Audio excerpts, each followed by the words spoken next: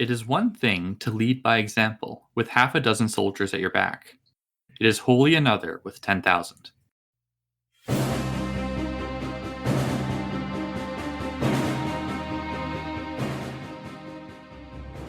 Hello, and welcome to the Legendarium Green Team's Malazan series. Welcome to episode 2 of the Deadhouse Gates series. If you haven't listened to our previous episodes, go back and listen and then come back.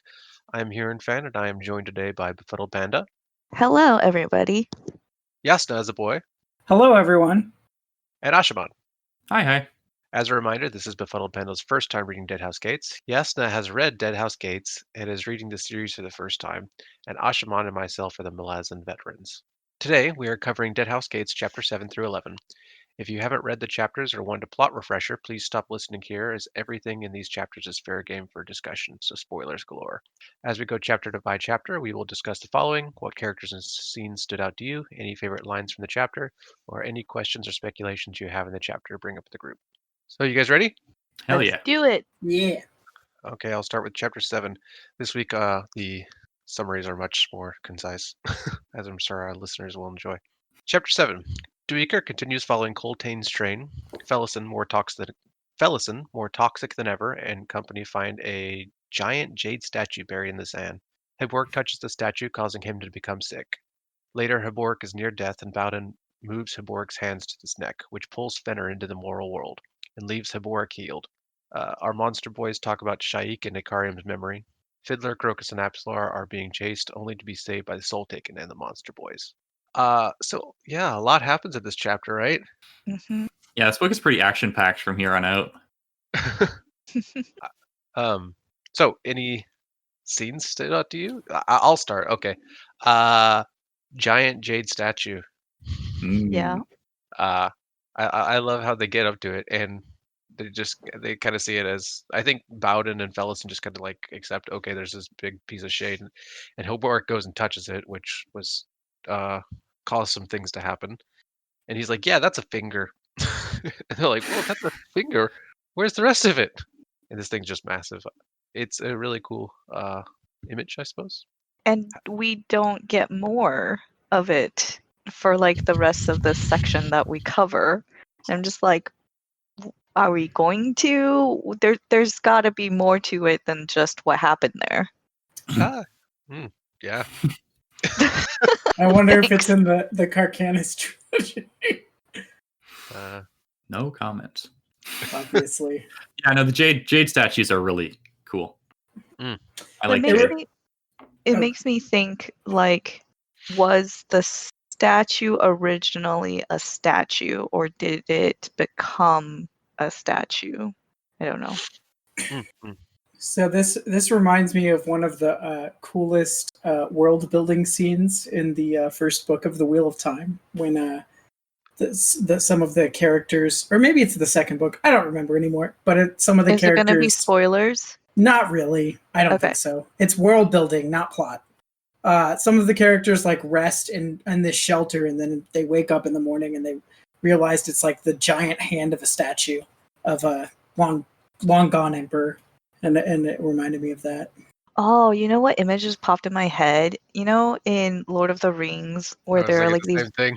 Yeah. The giant... Are they like elven kings or something? I believe they are from the Kings of Numenor. Yeah. Okay. I've never read the books, so... Numenor, yeah, this is not a Lord of the Rings podcast.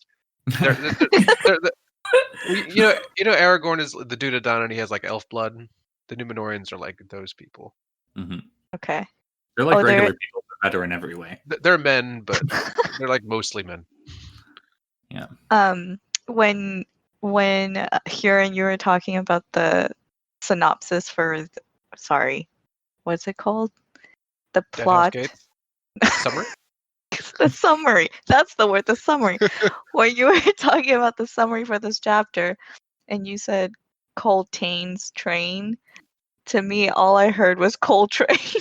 Yeah, I was thinking the same thing when I wrote that. I love Supreme. One thing about the Jade statue, I really like how he builds the sense of scale kind of slowly, because at first you just see the finger and it's like, oh, Bowden's like, I've seen bigger things.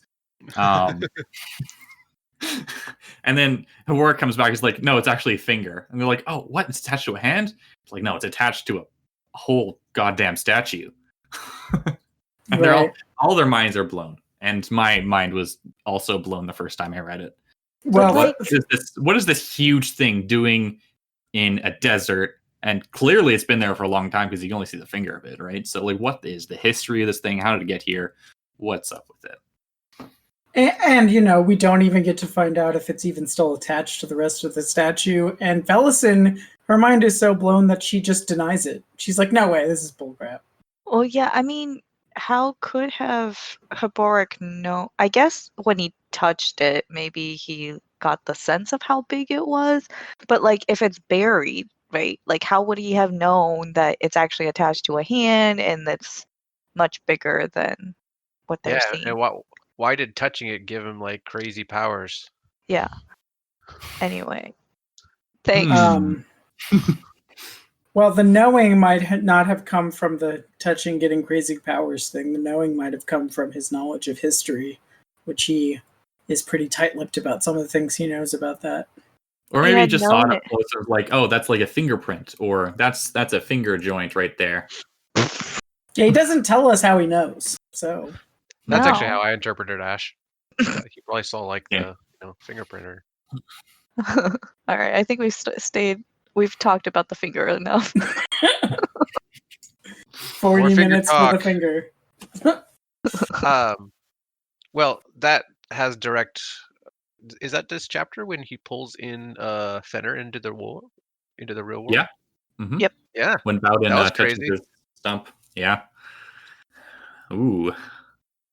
That's really big news.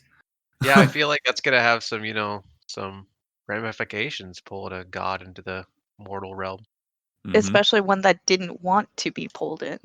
Didn't want to be pulled in, and it's like it's the god himself, not just an avatar. Like you've seen, most of the gods show up.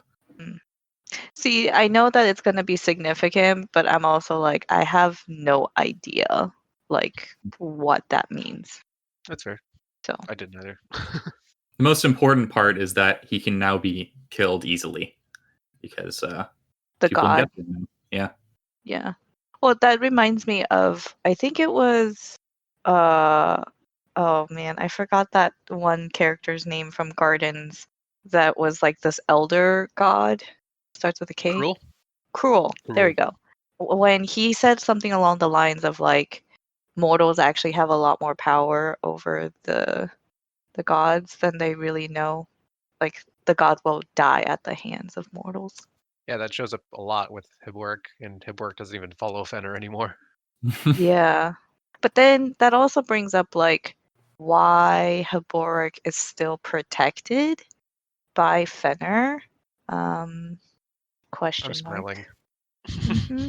I know.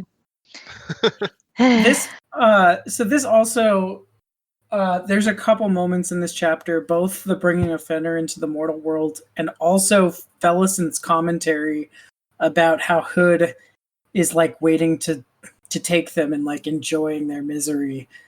These both create a possible interpretation of the priest of Hood in the prologue, because it might be that Hood was saying, "Oh, I know that Fenner is going to be brought into the real world by you." It might have been that Hood knew ahead of time where their journey was heading, which is what Felison thinks. So those are two possible interpretations there. That's excellent, yeah. So, do you remember last episode when I was talking about Hiboric's ghost hands? Yes. He's got ghost hands now. Yeah, I was wondering why you were jumping on that ahead of time. Well, because it was right in the text. I saw no other way of interpreting him standing behind her, and then she feels hands grab her. I think those were the hands of Fenner. The benefit of rereads.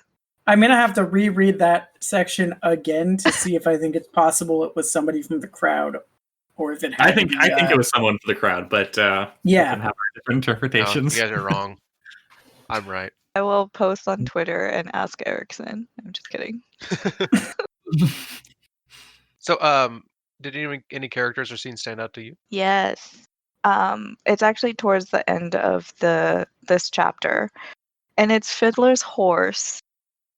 Fiddler's horse protecting Fiddler from it's like the bunch of no, I'm getting all the divers. The rats. It is the rats. Okay. Yeah. Divers.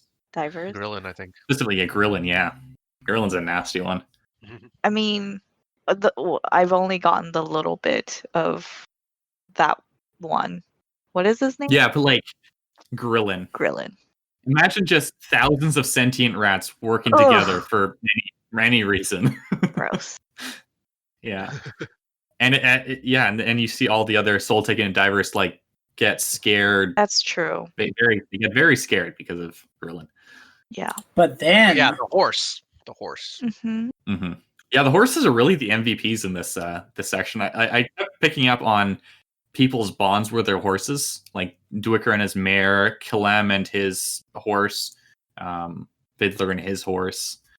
A lot of cool horses. Yeah. I get the feeling that Erickson was a horse boy. As you watched My Little Pony. No, Black Beauty. See a you know those weird kids in school who are like really into horses? They're usually girls. They like draw pictures of horses and then like they talk about riding. You know the ones I'm talking about, right? I feel like that's most girls. I don't know. I think you're generalizing here. I am generalizing, but I knew at least 3 horse girls growing up. So Erickson was a horse girl? Is that what you're saying? That's his theory of the day. I also know quite a few people who are horse people. Ash, did you have any scenes or characters?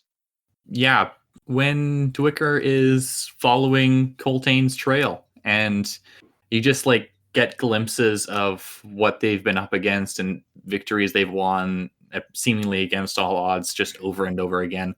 And the reactions of all the tribes feel like at first like, oh, this is gonna be easy, he's just gonna fall like the other Malazans have.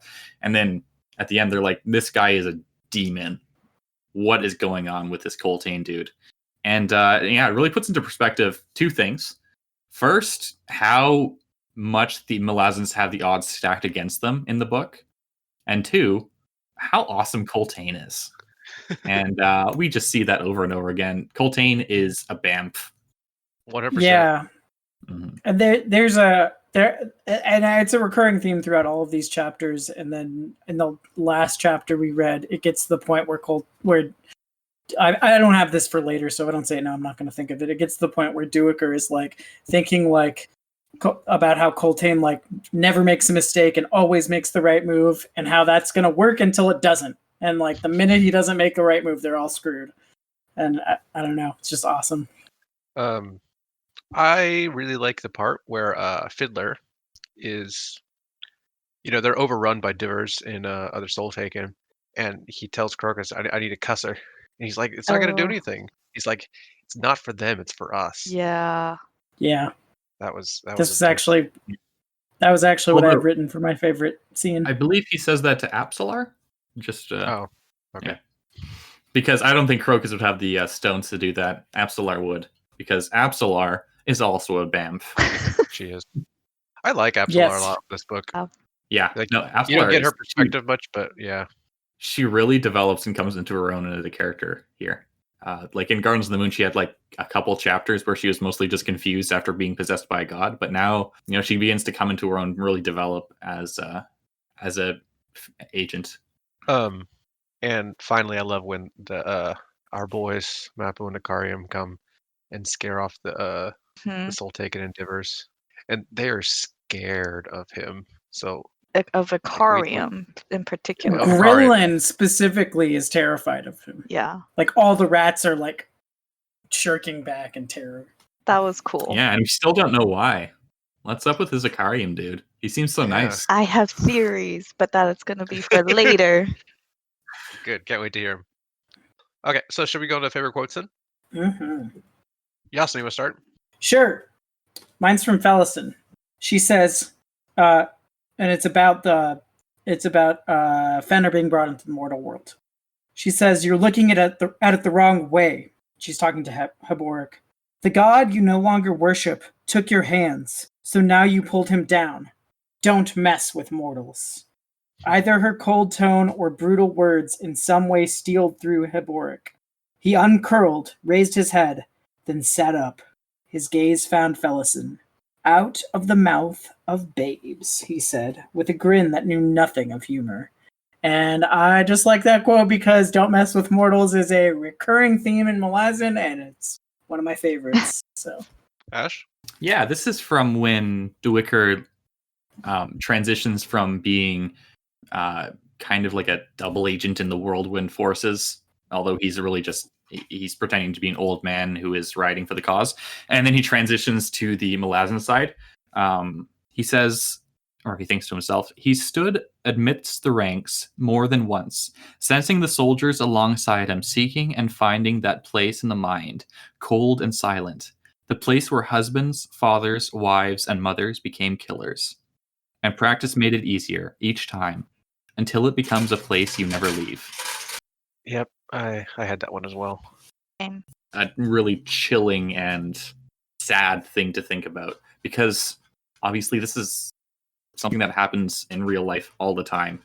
We dehumanize our enemies so that we can do terrible things to them. That's brought up really well, I think, in chapter 10.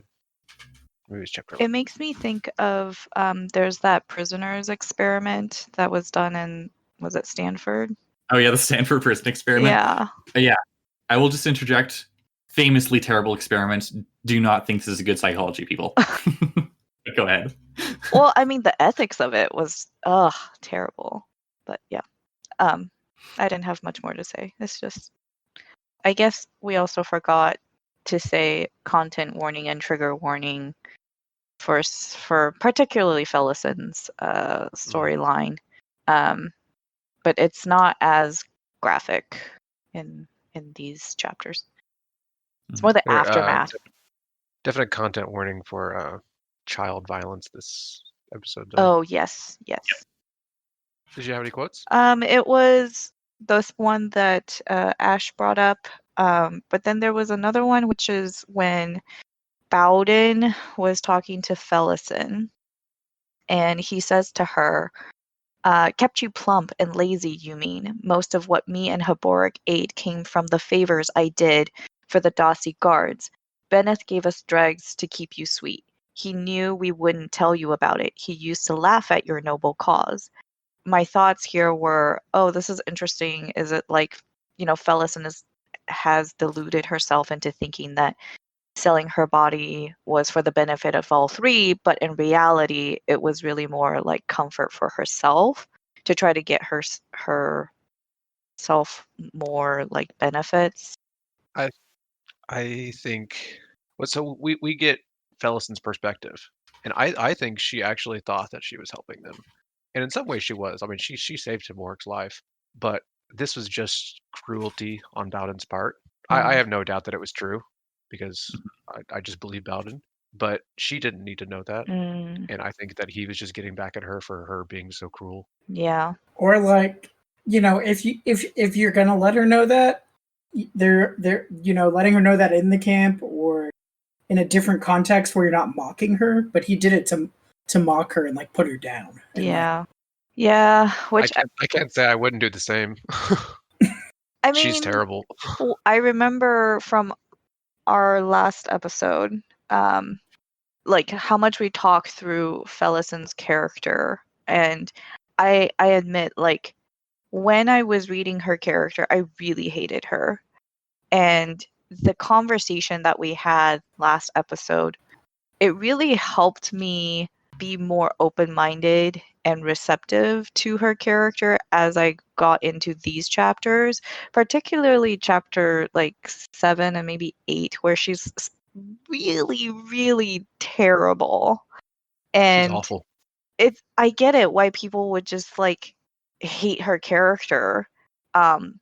And I just had to constantly remind myself, like, she's gone through a lot. Like, try to put yourself in her shoes. The lashing out, like, I've gotten to that point before, not because of traumatic past or anything, but like gotten to a part where you're just like so angry at everything.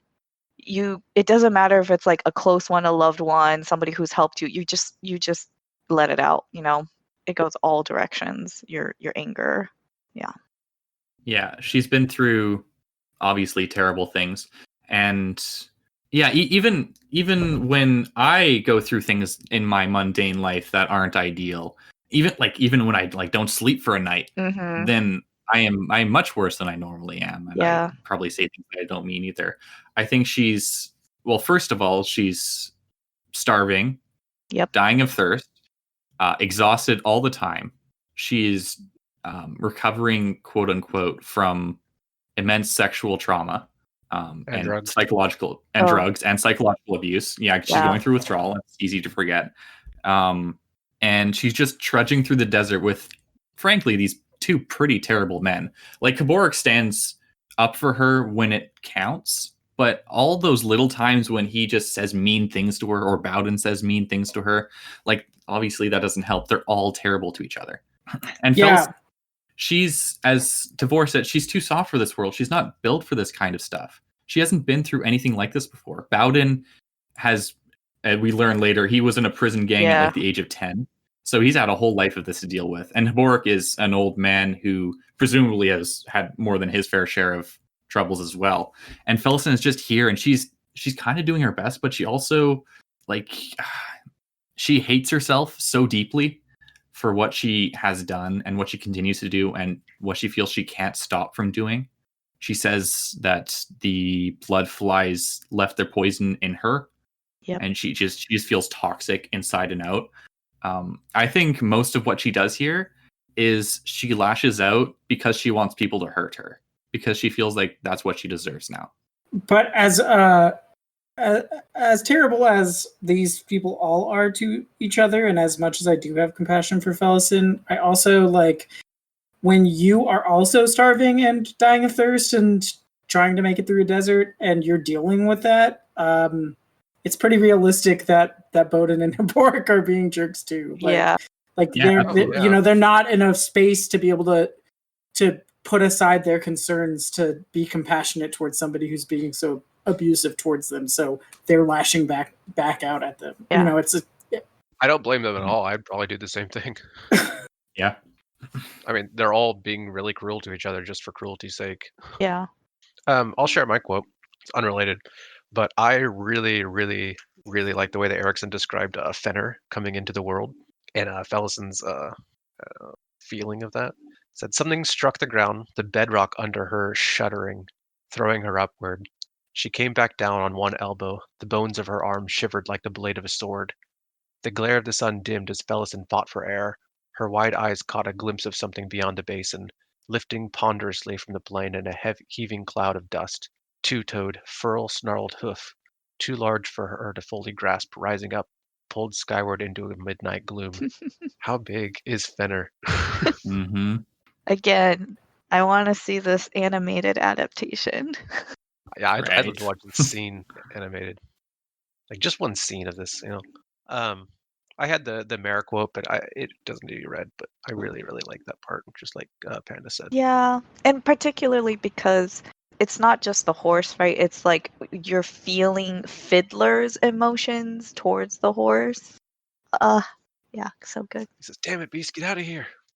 Yeah, and the horse has gone through its own arc with Fiddler. First, being angry that a non-Grawl would ride him. Then, like, they learn to work together, and now the horse is standing up for him, even when the horse itself is obviously terrified and exhausted.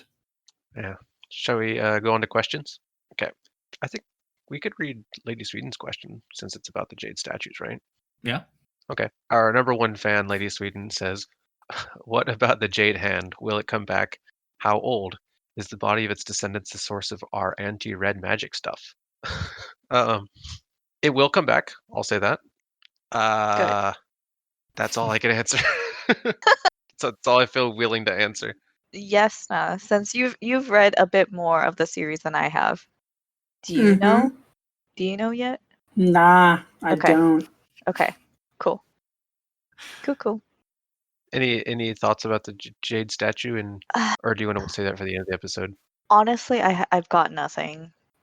I just have questions. It's incredibly.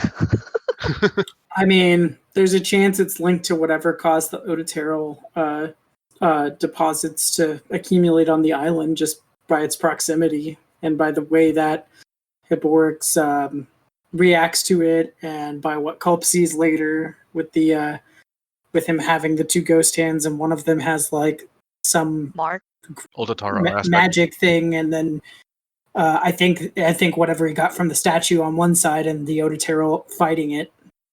But Do you think it's like the statue's disintegrating, like, you know, where its buried, it's just like slowly disintegrating and like leaching into the land? Is that what you're saying? I don't know, not so much. I just think there might be a link of some kind between it and whatever ascendants or society or beings died en masse to create the Ototero deposit. So I'm assuming that Hiboric's speculation is correct here, and maybe he's wrong. But if I assume he's correct, there was some big happening, and some big magical stuff happened, and there are corpses, and they're causing the limestone deposits, and that the Ototero is being found in. I'll clear up a little bit of confusion. One hand is aspected towards Fenner and his warren, and that's where he's getting power from.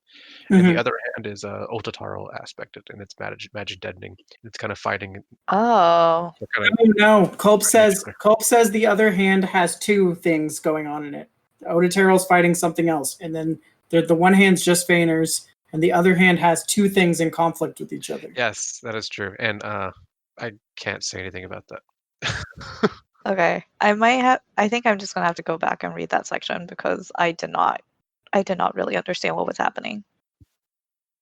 The part we're talking about is on the Solana, I think, or I think either that or it's on the ship they're on before the Solana. But Culp, well, some of it I think is explained on the first ship with Culp, and then the second part is explained when the IMAS Bonecaster is talking to them. Okay. And by explained, I mean, you know, everything I know. Obviously, Hurin knows more. Explain. He's right. If you want to go back after Culp meets Hiborix, and then it'll be a little clearer. Got it. Just word search Culp from this chapter through chapter like 10. Sounds good. Yeah. Sorry, go ahead. Oh, okay. I did have a question about Coltane, which is he's so keen on protecting the Malazan citizens. I know that's like part of his mandate, but like he's very, very enthusiastic about it. I don't know if that's the right word, but like why? Because he could easily just be like leave some people behind, but he doesn't. Well, it's not really spoiler. We never get a glimpse into Coltane's mind. He's kept pretty far, so we only understand him from other people's observations, especially Duiker and what Bolt says for Coltane. Okay. So that's kind of for us. What do you think? I can't. I could give mine at the end of the book for like what I think his motivations are, but okay. Yes, now you're smiling a lot. So the reason I laughed when you said that is on the 10 Very Big Book episode about this chapter, or somewhere around here, one of the co-hosts made the same point you just did, but he was much more brutal about it. He was like, man, what's up with Coltane? He should leave these refugees behind. And it was like a scandal. And they got so much hate mail for it until he changed his mind. I see. but he was meaner about it than you. You were much more like... Well, my question is more like I'm trying to understand his motivation, because the enemies are just like, well, they notice, right? Like Coltane is trying very hard to save these people, so they just continue to add more and more refugees to his lot, and it's like, wow, like, I mean, it seems very heroic of Coltane to save them. Is it in chapter 11 that someone remarks that he could just abandon them and like just destroy the rebellion? Yeah. He could. I mean, all I can get from it is that he's just got a sense of duty and you know, maybe compassion even for the idiots that are bleeding him dry, and those stinking nobles. Well, I know he hates the nobles, right? But not all the refugees are the Yes. nobles. But I he got just some had things to duty say to about like the the empire and the and Lysine and you know to the idea of strength before weakness. Like you know the military is there to protect the civilians and the weak, and it's you know if they bleed for it, then that's just what it is. That's my read on it. So, any more questions for Chapter 8 or Chapter 7? Cool. Next chapter. Chapter 8. Duiker continues following the army and is hearing incredible stories about the Wiccans. Fellison tries to kill Bowden after sleeping with him. They're saved by Culp and the Marines, but Culp and the Marines are being pursued by an insane mage. Heboric has new magic-killing powers. Later, they're pulled into the insane mage's warren. Heboric heals Stormy. They find and take Salada, a ghost ship powered by Headless Andi. Fiddler wakes up at the Shadow Temple having been healed by Pust. Yeah, these chapters are weird. I want to bring up the Solana Same. because have you ever read a book where it was a ghost ship powered by headless corpses? I will admit I have not. No. Yeah, it's cool. It's so creepy. I love the atmosphere that Slanda gives off, and the air of mystery about it. Like, what happened here? What? First of all, why is this ship, which is supposed to trade with Teist Andi off the coast of wherever, in this warren in the middle of nowhere? This flooded warren in the middle of nowhere. Mhm.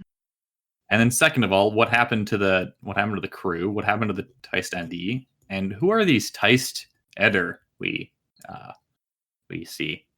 I feel okay saying this because Erickson has said it. But you get this Solana mystery seen from 3 different perspectives. Like this is one, and then twice more we visit the Solana like before these events, and it's something to look forward to. Oh, okay. Okay.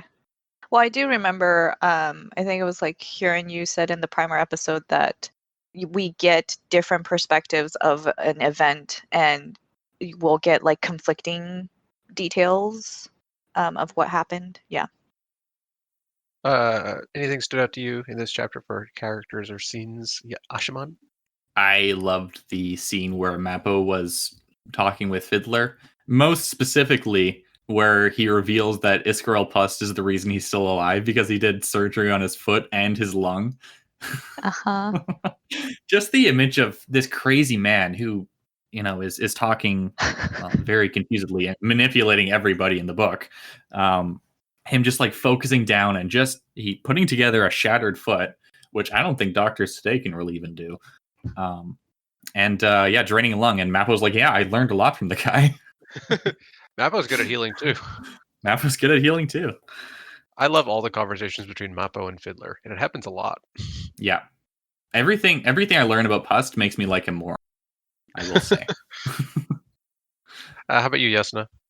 The discovery and investigation of the Solanda. Okay. How about Panda? Okay, I know this is probably going to be a little niche, but the description of the dead bodies on the ship wearing bones and teeth, like as like necklaces or something, it reminded me of Kesha, and she I don't know what that is. Kesha, she's a pop Glitter artist. Anyway, we can send you videos of her later. But she was on this interview, and she wore necklaces of teeth, and the teeth were from her fans. Like they Oh my sent God. her their teeth, and she made it into jewelry. I guess what else do you do with it at that point? She asked them for it. Oh, okay. I Yeah. hope nobody took out their own teeth. That's disgusting. Well, the interview part, she revealed some details. I'm like, this is I don't think this is healthy. But anyway, that was my contribution here. I was I felt bad for Truth. Truth is a young Marine. And he's Oh kind of yeah. like protege of Stormy and Gessler. And they're like so excited to meet the priest defender. And they're like, oh my God, it's the priest defender. It's a priest defender. And he comes and he just denies their God. And Truth is just like devastated. And I don't know, I just got a little teary-eyed. Yeah, And- this is the day that his worldview is shattered. Now he has to put it back together. We all had that at some point in our lives, I think, right? To a certain extent, yeah. And then Fellison is mean to him, like, pretty soon after that. Yeah. Right. I mean, Felix is Everybody. mean to everybody. Yeah, but it's the first time she's been mean to him. True. And she's the really last. pretty, so he was also like, "Ooh, she's really pretty." And she was like, I only sleep with men. Ugh. Is this Gessler the gets her back. Is this the chapter where Gessler and Stormy talk about how they were sleeping with each other because they were drunk one night? Yep. I love that one. Stormy one dressed of- up one time. Yeah, Stormy dressed up in drag. And they're joking about how Gessler couldn't tell the difference because he was drunk. I think they were joking about how neither of them really cared. It was great. There is okay. I think this is towards the end of the chapter where Fiddler woke up, right, and Mappo was filling in Fiddler on things. And then Iscarl was like hiding in the shadows, and Icarium calls him out on it. And Icarium was like, "Well, why don't you explain what's happening to these people, Iscarl?" And then the whole spiel that Iscarl gave was so entertaining. And he was like, I'm not going to read the whole thing, but he was just saying, like, at the end, "Oh, yes, and everybody's, like, comforted by what I'm saying, right?" Mhm. And then the long silence. And then Mappo just And goes, Yeah, no. Yeah. I like the bit where, especially before when Fiddler notes that like he puts on like this pathetically insincere smile. Well, this is also the first passage, and then we get confirmation on it as these chapters that we've just read go on, of not just that Iscarl Pust is insane, but that the particular way his insanity expresses itself is he doesn't realize he's voicing his entire inner monologue. And yeah, keep that face away, Kieran. I know what you're thinking, but I think he does it on purpose. like how Krupp did it on purpose. Yeah, I think his girl's very aware of what he's doing. I think so too. I mean, Iscarl is like a very capable guy. I also think he's utterly insane, but like it's very difficult to see where the genius ends and the insanity begins. That's why it's a good character, right? Yeah, no, absolutely. Like you never figure out from him. It's like, what's going on in this guy's head? What it must be like in there? Why is he so obsessed with spiders? I like how creepy shadow magic is. Just like the way Erickson describes it, and he just kind of disappears from the thing. The words he uses are great. I don't write it down, but I think it's really creepy and I like it. well, we find out later, or maybe it is this chapter, but somewhere in these chapters we just read, we find out that Shadow Throne's Warren and Shadow's Warren is the same as the Warren of Illusion. So it's like the shadows are being used to. I mean, that's what the IMAS tell us, and what Culp says as well. And it's like an illusion thing, like the shadows like kind of cloak Iscarl in them. You're not. It's more like timey-wimey. The nature of the Shadow Warrens is very complicated. Yeah, and then so we have these old Warrens, right? Like the Shadow Warrens are old, and then like they're related to these Warrens that humans can use, and it's not like exactly the same Warren, but it's kind of like, I don't know, you could call it like the little brother of the Shadow Warren. Does that make sense? What the IMAS says is that the Warren Culp uses is the little brother of the Teist Eater Warren. Yes. And then Culp says his specific Warren is the same Warren, is the Warren of Shadow Throne. Oh, right. And so that, I mean, it probably is more complicated than that, but I'm just going by what these two characters told me. So Don't trust people too far. I mean, I have nothing else to go on yet. I'll get there. Minas is the child, I guess, child Warren of Curled Emerlon. Emerlon. Yeah. Right. Telon is the child Warren of Talon. And there's one for Thyre, and it's the Shadow Warren of the Warren of Light, and et cetera, et cetera. And these are like the human Warrens that are kind of like the, Mhm. I don't want to call them lesser Warrens, but like ones that humans could use that are descended from the other ones. I'm assuming some Malazan fan has gone through and like mapped out all of these Warrens and like how they relate to each other, and there's some sort of glorious diagram out there somewhere.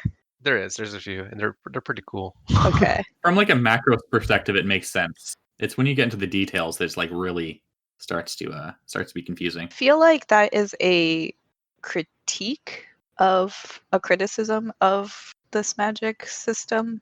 A critique of a criticism, you say? Sorry, I couldn't I decide have the a- word. I mean, you're not supposed to understand all the intricacies. And again, like I said, Shadow is the most complicated for reasons we'll get to. So like the not quite understanding the intricacies of the Munis Warren, for example, it doesn't really matter because it doesn't impact the story.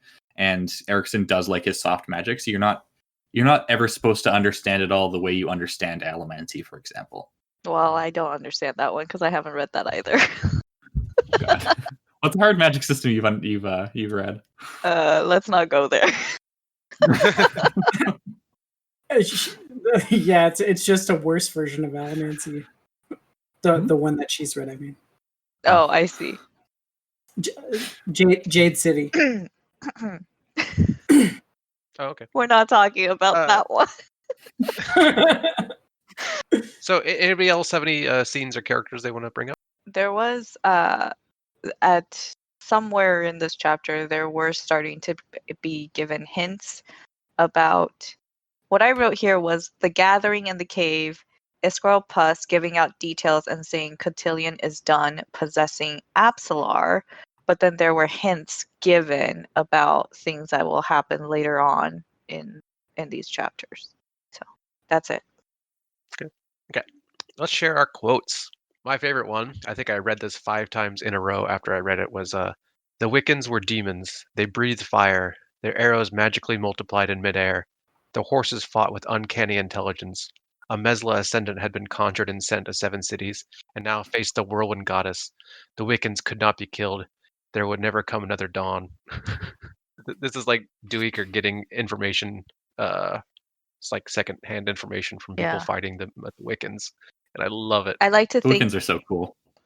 I like to think that when Dweeker is, writing the histories, like this is what he wrote about the Wiccans. Ashman? Yeah, mine comes from Felison. She could not stop herself lashing out, and every face she made turn her way became a mirror. There has to be a way to reflect something other than hate and contempt. No, not a way, a reason. I had that one She's too. Yeah, she's looking for a reason not to hate herself. And she's just not finding it in anybody. Nobody's telling her that she's worth it. Everyone's like, yeah, you're trash. You're a bad person. You sold yourself out. You made yourself worthless when you sold your body. And they keep telling her that over and over and over again. Oh, poor girl. Ash, did you, or Jasnah, did you have anything? I had at least 2, but you guys took the 2 that I was going to do, so I'm just going to say no. Panda? So this is about Apsalar. We're delivering Apsalar back home, Crocus explained. To her family. She was possessed by Cotillion. Stolen away from her father, her life. Her life as what? Mappo asked. A fisher girl. The troll fell silent, but Fiddler thought he knew Mappo's unspoken thoughts. After what she's been through, she's going to settle for a life dragging nets. And I was thinking, like, yeah, if I had gone through all the things that Apsalar went through, like, I wouldn't go back to just being a fisher girl. And it seemed like, I'm not really quite sure, like, Crocus's thoughts here, because it seemed like he kept wanting to, like, reset Apsalar's life to, like, take her back. I'm trying to think back to Gardens, whether the idea to return Apsalar to her hometown was her own idea or if it was set for her. I can't remember. I don't think it's ever said. All we know is that like Fiddler and Column's like, yeah, we're going to return Apsalar. Is that right, Ash? I think so, yeah. Also, throughout these chapters, Crocus is like, he's really showing his emotional immaturity, because he never really treats Absolar like a person. She's just something he needs to save. Yeah. And he never asks her opinion. He always stands up for her when she doesn't ask him to. Right. He expresses opinions that aren't hers and pretends like she's just going to go along with it. And yeah, I feel like a big part of growing up is realizing you can't do that. You have to let people speak for themselves. And you have to let people defend themselves in general. Like he thinks that she's some wilting violet. She's not. She's a hyper capable assassin, cool lady who's very pretty. Jasna? Well, he ends up being right, at least that, though of course she needed to be the one to say it and do it, but he ends up being right in his assumption that that she's not going to go along with Shadowthorn's plans. Yeah, because she. I don't know if it's this chapter or not because I didn't have it as one of my things, but she stands up to Iskarl Pust at some point. Yeah, but she still falls into his trap of following after her father. Sure, but that's different than consciously going along with the plan that he has for her, in terms of like. Honestly, I if I were given the option of having all that power and doing a life of a fisher person, I would be a fisherman, because I think she knows just even when you have power, you're motivated by people who are under you, right? And that's a common theme, and I don't think she wants that. That's just my interpretation. Interesting. Yeah, I love your thoughts on Crocus, and he's right. And Crocus, he's not a bad boy. He's not a bad boy. He is not a bad boy. And like he has this idea of Absolar that isn't necessarily her. And he threw away like his entire life to chase after this girl. And so like I think he's part of it's a sunken cost fallacy, right? Yeah. Like I've done all of this, like it better work out the way I want it to. And like I think he really does truly care for her, but like as you said, it's just like he's very immature. Well, he already wanted to throw away his life for that Lady Simtol. Not Lady Simtol, Chalice.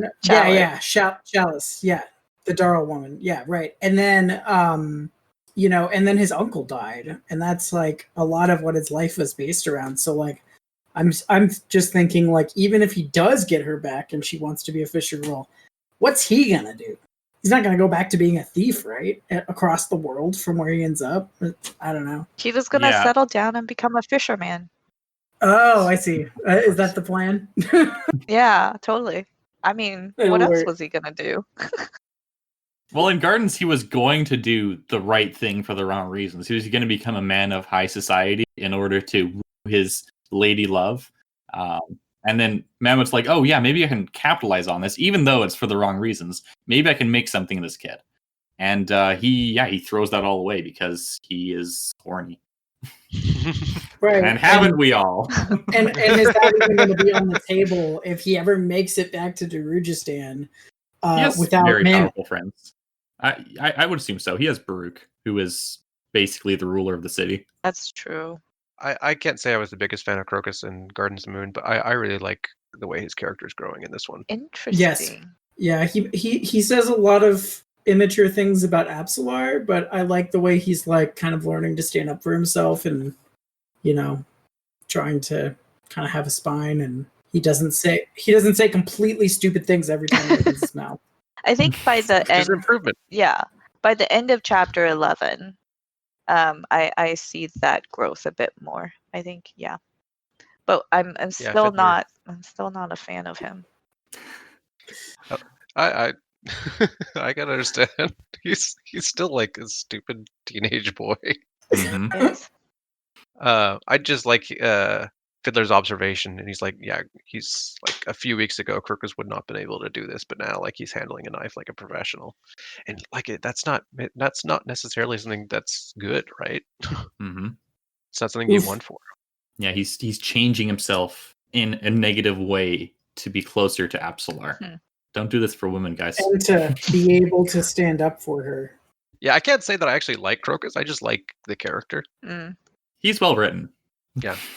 Much better than Gardens of the Moon, I think. Yep. Just, I mean, when it comes to matters of the heart, I get it. people will do things they normally wouldn't necessarily do. I have another quote to share. This is another one from Deweyker.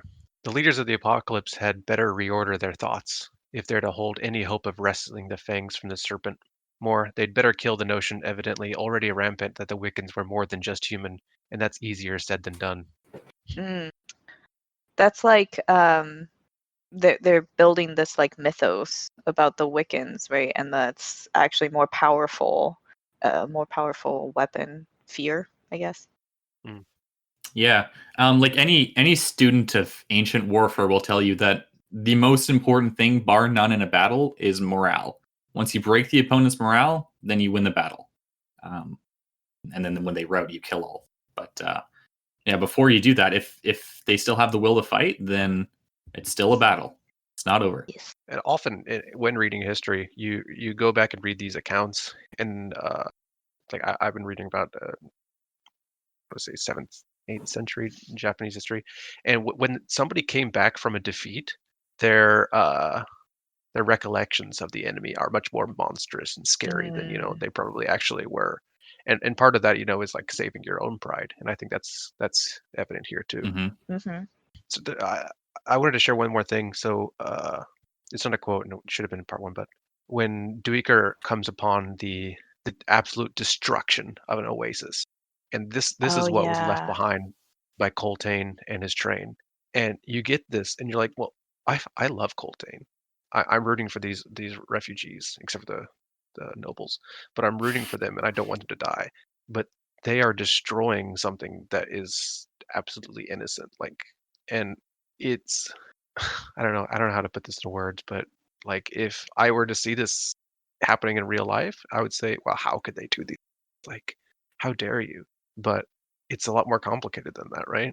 I think there's a like a more tangible parallel where if you go out into let's say you have like a giant event out on a piece of land, right? It was like okay, see, I'm having the same problem Hurin's having about like explaining this, but it's like when wherever humans go, like we can very easily disrupt an ecosystem or the purity and the innocence of a place. And when we go hiking or go to parks and stuff, it's just something to be mindful of, like whatever you take in, make sure you take out, and stay on the path that's marked specifically for us to walk on and all of that. And it's just like when you see or read about where it's not quite savagery, but almost, I guess, like destruction of a piece of land and resources. Yeah, it's devastating. And you read about how like it's gonna take years and like so long for that part of the land to recover. Yeah, anyway. But see, if you live in the 7 cities and you're unmolested, you can think about those kind of things and think about not only maintaining the oasis for the sake of maintaining the ecosystem, but from a humanist perspective, maintaining the ability of the oasis to continue replenishing the resources that you need. But if you're Coltane, every if you let the oasis refill quickly when you leave, that's resources for your enemy. And if anything you leave behind, your enemy can use it. Anything you leave behind, you might need desperately before the next oasis or river or whatever. So it's like a matter of survival. It's not when I go hiking on Buffalo Mountain and like, don't litter and, whatever, don't carve up the tree. It's like, you're going to die if you don't do this. And potentially. Not only that, like you said, it's a war. Like if you're not going to use it, then your enemy will use it. And you have to keep them from, using the resources too. Yeah. Yeah, and this is a big theme in Erickson's writing. He seems very concerned about the destruction that civilization wreaks upon nature and civilization, or not civilization, but nature and the natural world. Should we go on to questions? Yes. Okay. Do we have any questions? I don't. Oh no. It's more speculations. Cool. When Fiddler awakes in the cave and Mappo was like filling him in, Mappo says, you owe Iskarol Pust your life. And Fiddler's like, that's the point. Like, that's exactly the point. Like, Fiddler doesn't want to owe him anything, doesn't want to owe Pust anything. And I think this will become very important later on. I don't know exactly how it manifests, but I'm like, there's something here that's going to happen. And then there's another one, which this is where my crazy brain is going. Iskarol Pust, I'm like, could he, because I know that, he's the high priest of shadow, but is he a bit more than that? Where, like, is he more... Okay, I'll just say it. Maybe Iskarol Pust is a bit possessed by Amanus. I don't know, there was this strange chair that he was sitting in, and then he just disappears. And later on in another chapter, it does mention that Pust giggled, which in the first book, we learned that was kind of an indicator, a like trait of Amanus. He giggles quite a bit, which to me, a villain or like a scary character giggling kind of takes away from the fear factor. But that was also maybe an influence by Glenn Cook. I don't know. Could be. Well, later on, we see Shadow Throne interacting with Apt, right? Yes. I think in that scene, Shadow Throne acts a lot like Iskarol Pust. So that's credence to your theory. Jasnah? But also in that scene, he refers to Iskarol Pust as incompetent and unreliable help, and kind of wishes he had somebody better to work on it. So if he's like directly possessing him, is he like calling himself incompetent? Is Shadowthrone really that insane? You know those pictures people like to put on the internet of people who look like their dogs? See, that's more what I think it is. I think basically Iskarol channels the energy of Amanus. Okay, there's this show called Walkvale, and in that show there are these gods, and there are worshippers of the gods, and the worshippers of the gods inevitably end up looking, acting, being like the gods themselves. I think there's a little bit of that going on here with Iskarol Pust. Okay. Also, I think he was probably insane to begin with, and the long isolation alone in a temple probably didn't help. But you mean those bat-like things weren't company enough? Oh yeah, the Bocarella. Bocarella. Those are the flying monkeys. Like yeah, bat yeah. monkeys. They worship him. They do. He is himself a god.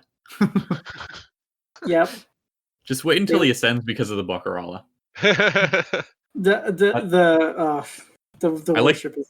I like the bit where it mentions that he started throwing rocks at them, and they take these to be off like blessings from the god himself. And so when the next morning when he went to find his bag of rocks, he found that it had been refilled. I love that. I had that marked as my favorite scene for chapter 11. Nice. Yeah, I find it hilarious, the idea of a god that really doesn't want to be worshipped and is thoroughly annoyed by his worshippers. I think we should move on to chapter 9 then. Okay. Chapter 9. Kalam comes upon a bandit group chasing Malazans. Kalam pretends to join them, but instead Kalam and the Malazans kill the bandits. The group is comprised of Keneb, a captain, and his family. Kalam and Manala, Keneb's sister-in-law, go and kill the other bandits with Apt's help. Talani and Ma show up on the Solana. One sacrifices himself to seal a tear in the warren, but before doing so gives a stone sword to Stormy. Jasnah, you want to take it? Yes. The sacrifice of Legana Breed and its impact on Stormy makes me cry every time I read it. It just chokes me up, and I cannot read that without being like just choked up with tears. It's so well done. Ashaman, do you want to share? I will just add, I really like how the Talani Mass Society is portrayed here, because it's made clear that the Bonecaster wasn't forcing him to do this thing. It's something you have to volunteer for. Right. Yeah, she couldn't tell him. I also just like the appearance of the Bonecaster in general because I think Bonecaster, both as a word, as an idea, and just how they physically show up, so cool. Yeah. You get a real feel for how important the group is in Talani mass culture, and that a person who doesn't have a group kind of loses a lot of the meaning, and that's why last of their kind have a certain amount of freedom that the others don't. And yeah, Lagana gives his sword to Stormy. Is like, this is all that is going to be left of my people. Kill a lot of people with it. Yeah, I like the idea of the collectivist approach. I think that's something Western society misses a lot of because we are so individualistic. Obviously, there are issues with collectivism in general, but I think there is a good balance to be struck, and no one has quite struck that yet. Yeah, the Society of the Tlanimas, it's really cool to me. It's just a bunch of people who are just doing their job, and they're not complaining. They don't whine about anything. They're just efficient, remorseless killing machines. I think it's interesting that they work together as a nation, even outside of their clans, and yet they view somebody that no longer has the rest of their clan with them as somebody who's like has lost meaning in their life. So it's like it's a very tribal collectivism, even though they function as a nation or a set of nations, because they're still all working together. It's not like he was by himself. Yeah. I see a lot of parallels with society here, but I won't get into that. I don't have a favorite scene, but yeah, the anything with Tlanimas really stands out to me, and they're so sad. They are so sad. They're a very tragic people. Sad genociders. Yeah. Yeah. And like, come to think of it, like, what would I be without my family and friends? Not much, right? Like, I think people, when cut off from everything else, in some significant way, cease to be. I'm not going to say they cease to be people, but they lose a lot of what makes them special. Like your connections to other people are what's really important. But see, I think there's something metaphysical here, because it's not like if they were just people who had like a cultural inclination towards tribal collectivism, they could make new friends and make new connections, and like just like people move to other countries all the time and like incorporate themselves into another society or other parts of the large countries. But I think there's something about the way that their tribes or clans were like cemented at the time of the ritual of Talan that like makes that link that they have with their clan that they had at the time of the ritual like important. I don't really know what it is yet, but that's my. Well, I think what happened to most of them, and we see exceptions of this, an exception of this in Tool, who is able to make new friends. But I think for most of them, being undead for such a long time has stripped them of the ability to form new connections with people.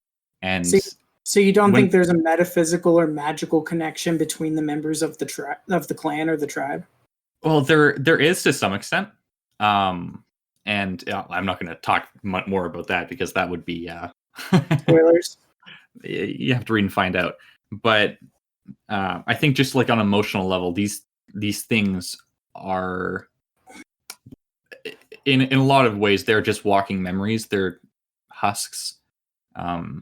They have suffered so long and so hard that they just can't open themselves up again. No, I don't really know exactly what they suffered from. Well, the pirates in Pirates of the Caribbean, The Curse of the Black Pearl. Yes. Yeah. So Barbossa and his crew lose the ability. Okay, spoilers for this 25-year-old movie. Barbossa and his crew lose the ability to feel anything. They can't sate their hunger. They can't slake their thirst. They can't get it on with anybody. Okay. What I believe happened to Tlanimas is they also lost that key component of life, and now they can only feel like emotions. They don't really feel anything physical. Okay. I think it has more to do with 30,000 years of murder and what that does in the psyche. That too. Fair. 300,000, right? I just threw out a number. I think Erickson just throws out. I think Erickson just makes up numbers as he goes too. I'm pretty sure it is 300,000 Panda. I liked the scenes with Kalam because Kalam is awesome, and yeah, that's all I got to say. He is awesome. But I really like him when Act is involved. Him by himself is okay. I agree. I think it gets a lot more interesting after he gives the book to the Shaikh, and then after he meets the group and he's with Apt, and he kind of I love Callum after. Cool. Any other scenes or characters? Let's move on to quotes. Mine is from Kalam, and so Kalam and Manala had just killed all the bandits because I hate those guys, and Manala noticed. They were torn to pieces, big chunks missing, bite marks. The assassin voiced a second grunt, rose slowly. I hadn't much to eat lately, he muttered. Did you have a favorite quote, Ash? Nope. Jasna? Yeah, mine's Kalam as well. It's he knew men such as these. Their courage held so long as they outnumbered their victims. The hollow glory they thirsted for came with overpowering and terrorizing the helpless. Such creatures were common in the world, and a land locked in war left them to run free. The brutal truths behind every just cause. They were given a name in the early tongue, Eptar Legabron, the vultures of violence. And I had a very short one, and it's the one I said would come back again. It came back again. Kalam says to that little boy, I expect your father has a better life in mind for you, lad. Fighting is for people who fail at everything else. And I like that this is a recurring theme in Malazan. Panda? Yes, I took mine. Oh, no. No, it's fine. I have one more. So Kalam is drinking with the bandits before he kills them all. And he says, may the whirlwind reap every reward it's earned. Mm-hmm. So any questions or speculation or something, Panda? There could be a very heavy topic that we could talk about. Okay. So, Kalam was saying to one of the rebels, and they were talking about rape, but there is nothing holy in rape. Kalam growled. No, not holy, the man grinned, but just. Yep. Like, you really get a sense for the kind of people these guys are. Yeah. And I guess my question is more like, what are your thoughts about this? Why does he say it's just? People always look for ways to justify their heinous acts. I think these people take all their anger they have at what they perceive to be the Malazan Empire's transgressions against them, transfer it onto these helpless women who they can punish for these acts, and then using a rape, which is it's an act that's all about power. They act out exactly how they feel. And yeah, this kind of on a level 2 level reminds me of the attitudes of sex in many, I will say, regressive cultures in the world, where there are things like honor killings, there are corrective rapes, there are things like female genital mutilation. Like, the ideas of some cultures towards sex and towards women's role in that in general, absolutely disgusting to me. And this appears like it's another culture like that, or at least has people in that culture who see it like that. I see. Yeah, I mean, as a woman, like, when I read something like this, I'm like, oh my god. It's something that, like, I could try to ignore, but at the same time, that doesn't change the reality that people have thoughts like this. Yeah, and they're all around too. Like, we all probably know people like this, and probably we know people like this who don't voice their opinions, who like would act in this way if they were given the opportunity.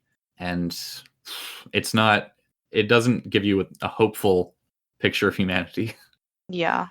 I mean, I am very lucky that I've never had any such kind of experience.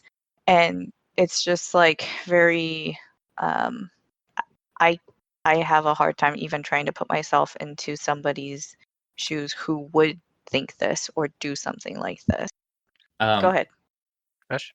Okay, I'm just gonna say one more thing. Something that really changed my perspective on the world is growing up. I didn't worry about this kind of thing, and I probably don't have to worry about this kind of thing happening to me very much. When I talk to female friends of mine and family and stuff like that, it's something that's on all their minds pretty much all the time they're outside in any vulnerable position at all, like walking home alone at dark, making new friends with men, dating, stuff like that. It really opened my eyes to like getting this side of the story, because as a man, I don't really have to worry about this. Of course, men can get raped and assaulted and stuff like that. But in general, we do not have to worry about it to the same extent as women do. And I think it's a lesson every man needs to learn, just how different the experience is on the other end. Earlier, you talked about how these people are using others with less power than them to take out their frustration and their anger on them. And I think to an extent, all humans do that in some way. I mean, obviously, this is like, these are different levels, of course. But even if it's just me coming home from a bad day and like I can't reasonably take out my anger on, my colleagues who are really making me angry, and so like I might get short with my wife, or I'm with my friends and they say something that kind of sets me off, and it's not an excuse for it, but it is an explanation, and it helps understand it better. Absolutely. Shall we move on, or do you have anything else to say? I have a question for you guys. So in this chapter, we get a scenario where someone is needed to make a sacrifice to save some big thing. The Kural's Emerlon, that's an abstract concept that has no basis in reality here. But basically, you get to save the world in exchange for eternal suffering. Do you think you guys would be able to make that sacrifice? Personally, I don't think I would, because eternity is a very long time. And yeah, like as humans, we can't really grasp the concept. The kind of person that could do this, I can't even fathom how either good of a person they are or how little imagination they have. I've never thought about it. I don't know. I think my answer is nope. Yeah, probably no. Go through a lot of suffering for people, but I don't know about it forever. Mm-hmm. I think if I could just imagine my loved ones, then I could do it. It's like if I don't do this, then they will suffer. Yeah, I think I could. I think maybe like if I were a parent, I would probably give a different answer. Chapter 10. Chapter 10. Actually, I have a question. Has You ruined my anyone transition. has anyone ever kept a body count while reading these books? Oh my god. Yes. What kind of body count? Murders or otherwise? Like any sentient being that dies. It's high. It's super high. I think Would you the consider battle like scenes people who alone died would in make it jail? impossible, I think. Wait, sorry. What'd you say? Do you consider like people who died in like the battles, or just like individual characters that died? I mean, I guess it would be like however you could count, because sometimes you don't get the numbers of like how many people were present in a battle, but like an approximation. Well, I'm looking at numbers right now, and it says in section 1 of Gardens of the Mood, 26,634 people die, and in Deadhouse Gates, in one section, like 35,000 people die. Oh my god. So Yeah. it's like absurd numbers. Mm-hmm. Do we know the like approximate total population of this world? I don't think so. So this could be like a fourth of the entire world population. But I don't think I it don't is. think I it's think realistic. yeah. No. No, I don't think so. I think it's a significant amount. Like these people are losing. A lot of people are dying. A lot of people, fortunately. I think it's a heavily populated world because I mean, the big reason why we have so many people now is because our science and technology have grown in leaps and bounds in keeping people alive. And in Malazan, they have like healers, like literal magic healers that allow True. people to not die. So I think a lot of people are alive, and a lot of people die. Okay, chapter 10. Duiker finally catches up to Coltane's army, which is currently sandwiched between two enemy armies on either side of a river. The next day they cross, prompting a battle. Thanks to some cool tactics, crazy magic, and big explosions, the Malazans came out on top. The next day, Duiker goes with some warlocks to kill an ascendant, and nobles petition to Duiker because Coltane took their servants. Jasnah, you want to share your scenes or characters first? Sure. I liked the sappers being awesome and building the bridge to cross the river and just being generally great. And also the scene with the soldiers who fought off the Semp raiders so their comrade could die peacefully. Oh, How about you, Panda? yep.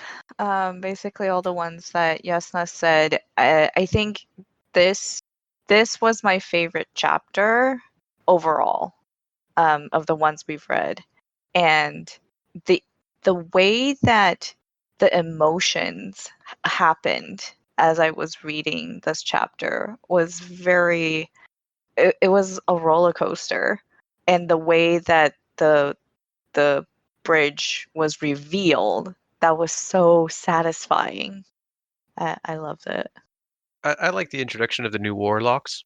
I like Nil and Nether, and when I think it was Nil who calls forth the ancient spirits that helped Coltane and his army, and he talks about how like these spirits were the warlocks or were the Wiccans 30 years ago before they joined the Empire, and just the cycle of violence that was going on and people killing themselves because they don't want to be tortured by those trying to kill them, and those who were trying to kill them were literally their family. Mm-hmm. And he says, don't feel too bad for them because if it were the other side, they would do the exact same thing. Mm-hmm. Yeah, it was really that. Yep.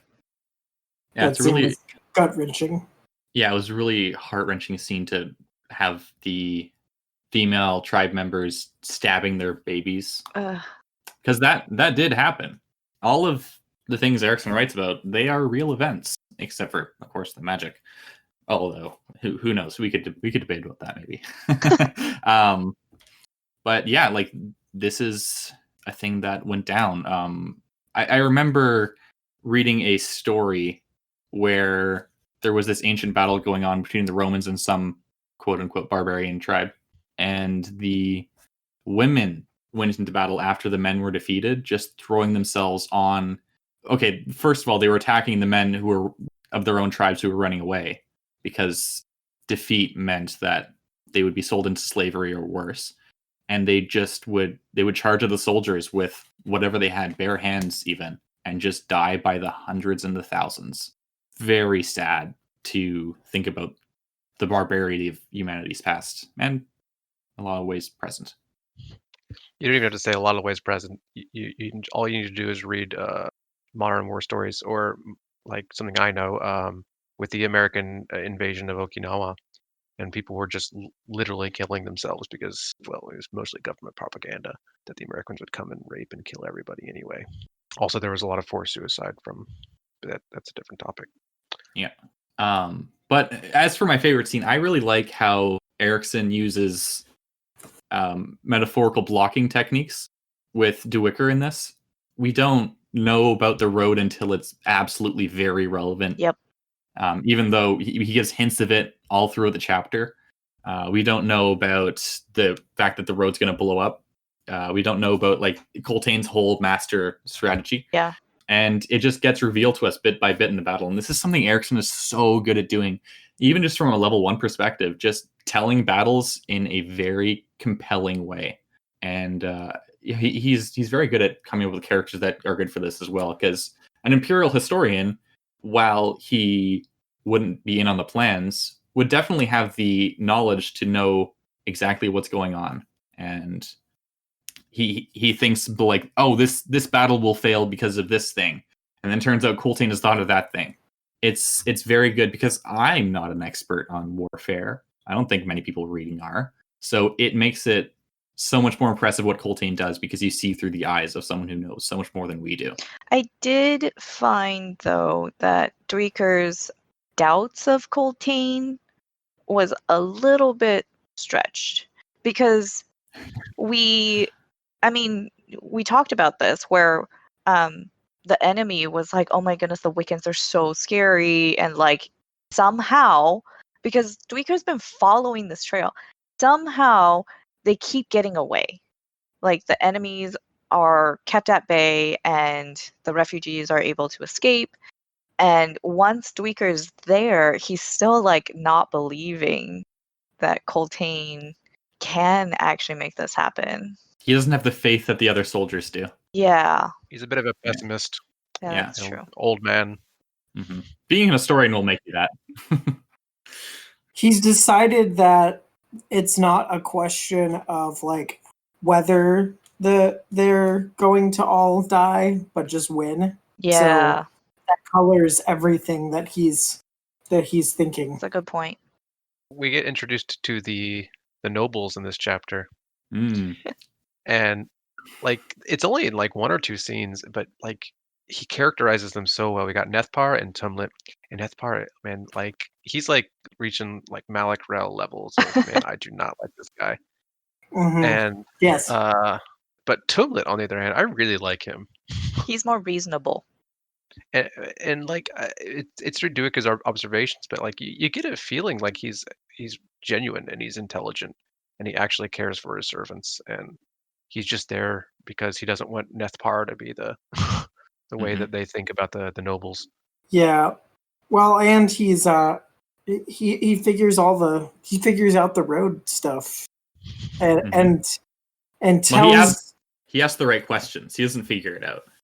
Well, you get the idea that he knows more than he's saying, and that he wants to see if Coltane is going to admit to it, and he like keeps it under his hat while letting the people who would know that he knows. That's how I read it. Me too. Any other scenes or characters stood out to anyone else? There's one part where it's like the the Wiccans were like, yeah, we passed by these sappers and they were just crying as if their families have died. And they're like, why are they crying? Because they used up all their explosives, pretty much. We're going to have to dig with shovels now. That was so funny. And like the interactions between the Wiccans and the sappers, it just reminded me a bit of like Legolas and Gimli interaction, that rivalry. I love it. I suppose this is a good time to share the quote from chapter 9, Hmm. which I think would have fit the epigraph for this chapter much better. It says, the Malazan engineers are a unique breed, cantankerous, foul-mouthed, derisive of authority, secretive and thick-headed. They are the heartstone of the Malazan army. Mm-hmm. Yes. And they have that captain who never shows up and nobody knows what he looks like. There's one more scene that really stood out to me, and it was when Duiker was talking to the standard bearers. And the standard bearers are in charge of, keeping the flag up in battle for, I guess, morale's sake. And he's like, man, like, you failed. He's like, no, I didn't fail, man. These people around me, I'm dying for them. And he in his official capacity, they failed. And Duiker's like, hey, is this how you want, me to write this history? He says, yeah, write it down, because we're not fighting for the Empire. We're fighting for Coltane, and he's ours. This is what I meant by the when I said that one of my favorite scenes was the soldiers who fought for their comrade. But Duiker originally thought they fought to defend the flag. Yep. They were like, we're not dying for some piece of cloth. Yep. Should we move on to quotes? Yes. Cool. Most of my quotes are just like this, exactly from the scenes that we talked about, but there's one. So it was from the scene where Duiker was talking about, the spirits and how, devastating their history was. And Nil was explaining to him, what was going on. He said Duiker felt something breaking inside him at Nil's words. Half-formed expectations held by desperate need had insisted that the killers were Jaghut, Folkrosale, Kachanchamal, someone other. No, he said. He's just like begging Nil to tell him that it wasn't their family, it wasn't the same tribe, it wasn't just like other people of their, it was someone else, but it wasn't, and that kind of was sad, for lack of better words. Mm-hmm. Do you have anything to Ash? Yeah, I have a few. Bear with me. Okay. So when Nil is telling Dwicker about the story of what's going on with these people that are being resurrected, he describes the story of the Wiccans. The Emperor, as our enemy, united us by laughing at our small battles, our pointless feuds, laughing and more, sneering. He shamed us with contempt, historian. When he met with Coltane, our alliance was already breaking apart. Kellenvad mocked. He said he need only sit back and watch to see the end of our rebellion. With his words, he branded our souls. With his words and his offer of unity, he bestowed on us wisdom. With his words, we knelt before him in true gratitude, accepted what he offered us, and gave him our loyalty. You once wondered how the Emperor won our hearts? Now you know. And yeah, this really gives you an idea for why the Malazan Empire is as big as it is, and why it largely has been as successful as it has been. Because, say what you will about it, it has done a great job at uniting people on both sides. And then, okay, next one. This is with regards to the Red Blades, who, so far in the story, have been kind of dicks to everybody. But you get another side of them. The tale of Beria Citral and his company's fall rode many a breath. They had fought with demonic ferocity, holding the front ranks, purchasing with their lives a crucial period in which the infantry was able to regroup. The Red Blades had shown valor, enough to earn comment from Coltane himself. And there's always another side to people, basically.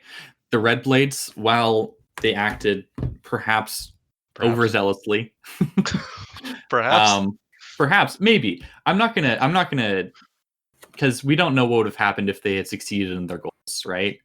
They were the most successful ones at trying to prevent the rebellion beforehand, like killing Shaik.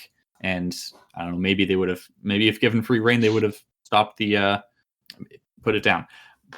But yeah, now you get another side. They are fighting and dying pretty much selflessly for the people around them. They seem to believe in the Malazan Empire the same way. And yeah, I think I can't judge them too harshly for that. And then, lastly, when Dwicker and Bolt are talking about the blowing up the road, Bolt nodded. Aye, wish I'd been there to see the road go up. We were, Dwicker said. Victory tastes sweetest in the absence of haunting memories. Savor it. And yeah, it's nice to... like, there is a side of me that really likes reading these battles because of how cool they seem and like the clever outmaneuvering of the Seven Cities people that Coltane does. But on the other hand, people are dying, and these people are probably not very much different from the people that Coltane is trying to protect. It's not easy to be celebrating the deaths of thousands of people like that. That's all I had. I think it's a good chapter. Yeah, the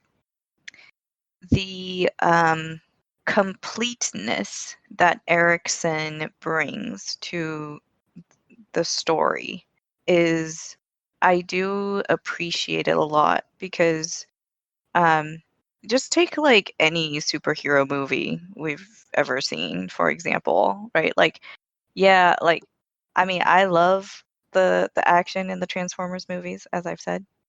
But the reality is, like, if that actually happened, there would be so much collateral damage.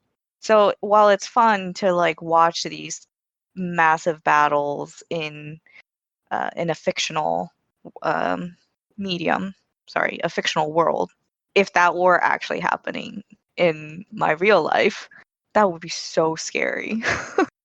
I'm the more I watch like modern superhero movies, the more I'm turned off by their indifference to violence and suffering. Like they'll kill anybody. Like even Superman, who's like Zack Snyder's Superman is terrible. Like no one can convince me otherwise. But even Superman, who is like defined by his, protection of, people with no power, right? In their movies, he destroys cities and then doesn't care. They don't make a mention of it. Yeah. I mean, it's a joke at this point. Yeah. So, we're ready to move on? There was one scene where, like, they're going after the Semk god, who is a vicious ascendant, and it says it uses the wizards to channel its rage without regard for their mortal flesh. Those unable to withstand their god's power simply disintegrated. And I don't want to give like spoilers, but this reminds me of The Witcher episode 8. If you've seen it, you might know what I'm talking about. If you haven't seen it, go watch It's it. been too long for me. Yeah, I don't remember. And then lastly, this is from Duiker's point of view. The camp was already awakening, the demands of existence pressing once more upon ragged, weary souls.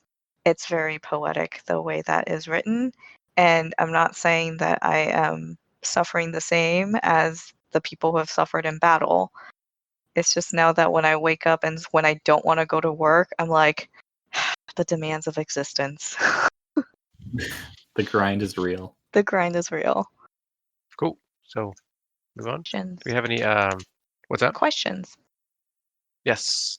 Do we have any questions? Where did the children come from? So the warlocks that just suddenly appeared out of nowhere.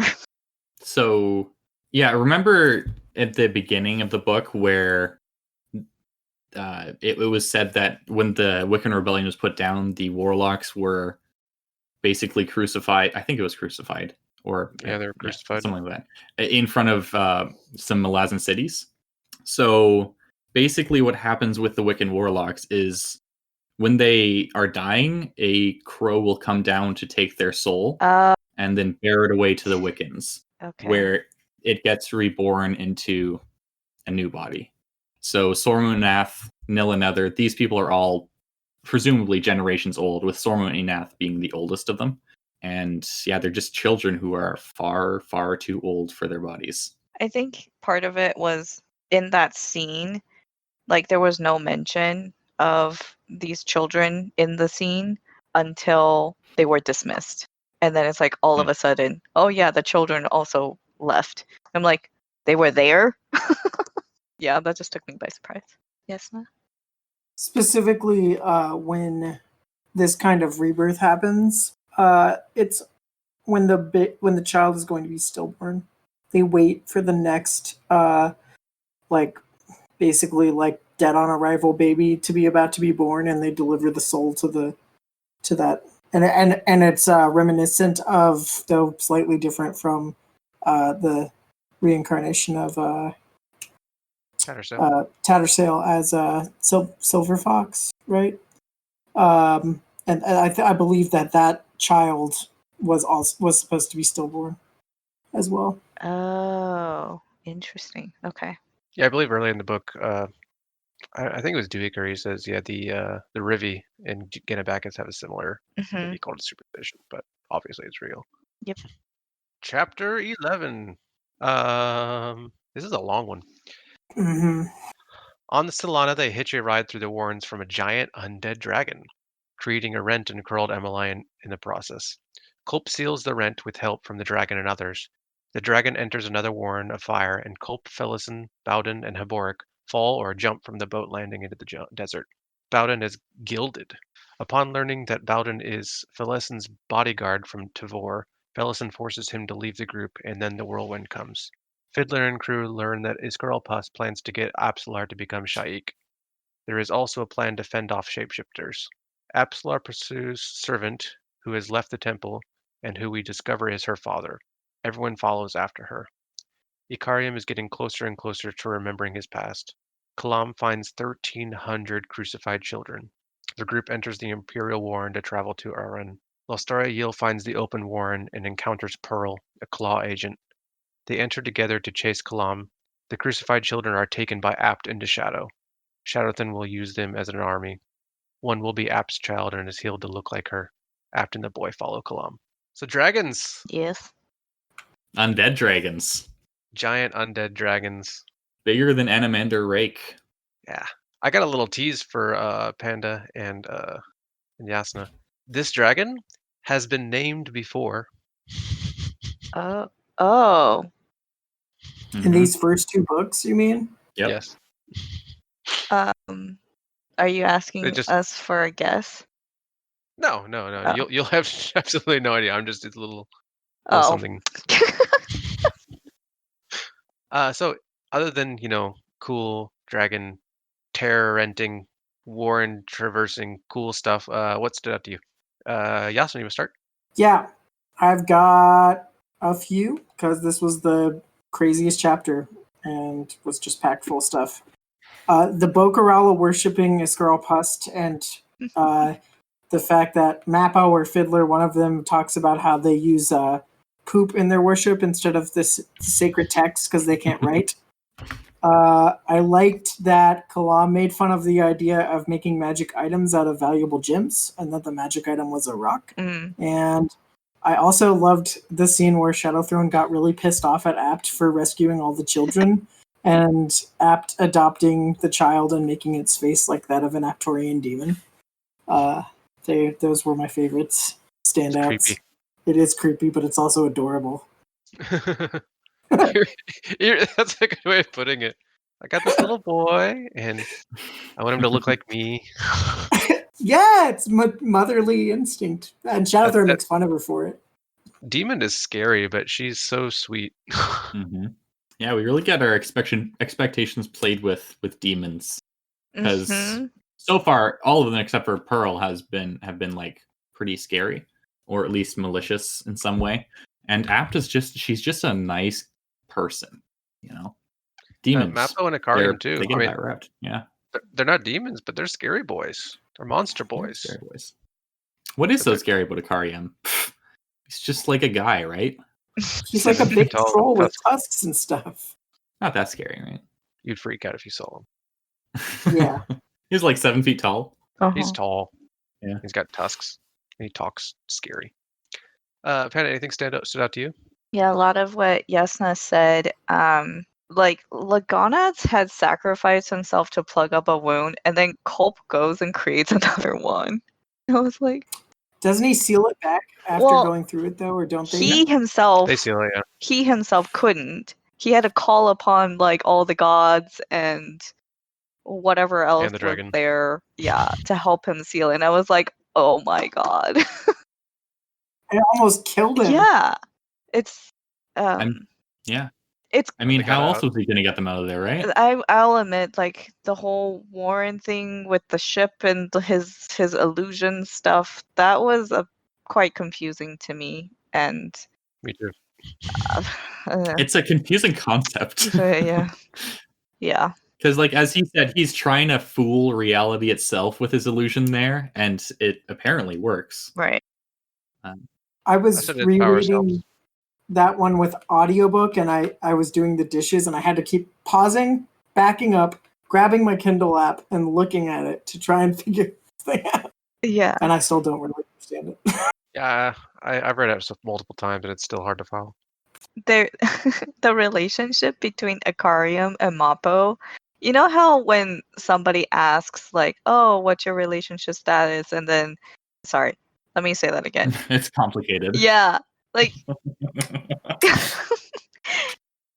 when you ask someone their relationship status and they say it's complicated, it's so Ikariam and Mappo. Like, that's it. I like how it's emphasized over and over again that Mappo, he's a really nice guy. He does things that he doesn't have to for people he knows nothing of, just because he wants to be good. And then his entire existence right now is deceiving and misleading who seems to be his only friend. Mm-hmm. His disabled only friend. Oh. Yeah. Who he seems to genuinely care for. Yes. Yeah. Which, when we get to questions and stuff, I have some speculation. Oh, there is one more scene. And it's about the undead dragon. So as he watched, and this is talking about Gessler, as he watched, the creature's wedge-shaped head appeared as it twisted to cast its dead black eye sockets in their direction. Gessler waved. Like, I can see that in my mind, just like, hi. That's true Malazan right there. I'm gonna take a little more somber, but when Kalam finds the 1,300 kids, and he finds the kid, he's had his eyes taken out, I think his nose cut off, and he realizes he can't do anything for him, and it breaks him. And when he whispers to him, he knows it's a lie, but it's the only thing that he can do. I just that really broke me, and I think it really touched Apt too. I'm just going to read the quote I'd highlighted from that passage because I think it's very good. I can do nothing. The knowledge was a whisper of madness. The assassin feared but one thing that left him skinned with terror, helplessness. But not the helplessness of being a prisoner or of undergoing torture. He'd been victim to both, and he well knew that torture could break anyone at all. But this? Kalam feared insignificance. He feared the inability to produce an effect, to force a change upon the world beyond his flesh. And I think that speaks to a very deep and primal fear in all of us. We all worry about being insignificant, and in a lot of ways we are, right? Like in this grand scheme of things, but it's really hard having to confront that in such a visceral way as this. Panda and I had a whole conversation about that earlier. Yeah, I marked this passage too. Shall we move on to quotes then? Sure. Thanks. Okay. This is from the same part. Kalam, he says, he thinks, not the first scene of horror I've witnessed, after all. A soldier learns to wear every kind of armor, and so long as he stays in the trade, it works well enough. Gods, I don't think my sanity would survive peace. You know, I've read this quote 3 times already, and the first 2 times I read it, it didn't affect me the way it did this time. I was like in tears at the breakfast table reading this quote this time. And not only have I read it 3 times in this book, but this is like a run, you know, that you could put this same quote in a Joe Abercrombie book or in most of the Grimdark and it would fit. And just for some reason this morning I was like, oh my God. Or maybe it was yesterday. But... And do you have an idea, because I mean, it's fine if you don't know. Do you have an idea of like what changed for you? I don't know. I just was in the right head state to like flash back to every veteran I knew who did well in the army, and or every veteran I've even read about in books or anything that did well in the army and then didn't do well when they came out, and it just hit me. Gotcha. I mean, the concept has hit me hard before, but not like this exact passage didn't hit me first 2 times through, and then this time it was like punch in the gut. Gotcha. I have that literally every time I read. Like first time, nothing. Second time, nothing. Third time. I mean, I think part of this, you know, because Malazan, I've read a book and a half of the series, the main series, and you know, it's been said that the series is difficult to read, and I think it's mostly that it depends on when in your life you're reading it. Like different things will hit you differently, right? Ash, you said you read this when you were in like high school, right? Yep. And now you're reading it as an older person. What would you say is like one of the biggest difference in the experience? Well, I struggled a lot in high school with nihilism, and I still do to some extent. There's a lot in my philosophy that is difficult for me to deal with. I think that the biggest thing that has changed is I have grown able to empathize with people in this text. As I said before, I didn't empathize very well with Felison at first in my first read through, but I absolutely do now. And I think just in general, like more emotional maturity. This series, it really forces you to grapple with things that you don't have to very often, or at least I hope people don't have to grapple with very often. Obviously, there are people who do, and that's very sad. And they probably don't need to read this because they've seen it all before, right? Yeah. Yeah, like it's It was difficult to read then. It's more difficult to read now, but it is absolutely worth it. Gotcha. Cool. So we hijacked Hurin's favorite quote section. Did you have other ones, or was that your only one? Oh, I had one more. So Fiddler, I love, like I said, Fiddler's conversations with Mappo. And this one, they're talking about having to stop the Path of Hands, or stop all of the Soul Taken and divers from reaching the Path of Hands and attaining ascendancy, because an empire of Soul Taken would be devastating.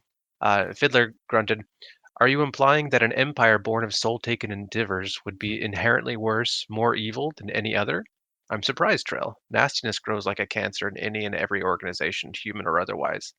As you well know, and nastiness gets nastier. Whatever evil you let ride becomes commonplace. Eventually, problem is, it's easier to get used to than to carve it out." Yep. And I want to go next because you just took my 2 somber quotes, and all I have left is 1 funny one. Okay. So Gessler says, "You lit up with blue fire, mage. Never seen anything like it. Make a damn good tavern tale." And Culp says, "Ah, I've achieved immortality at last. Take that." Oh, I did have something, which was I think it was Fiddler. Fiddler was, I think this is his internal monologue. He goes, "An Azeth house, like the Deadhouse in Malaz City. But what are they precisely? Does anyone know? Anyone at all?" And my reaction to that was like, yes. Does anyone know? Like, I think this is like the stand-in for the reader. And be like, what the heck are these Azeth houses? I think you're right, yeah.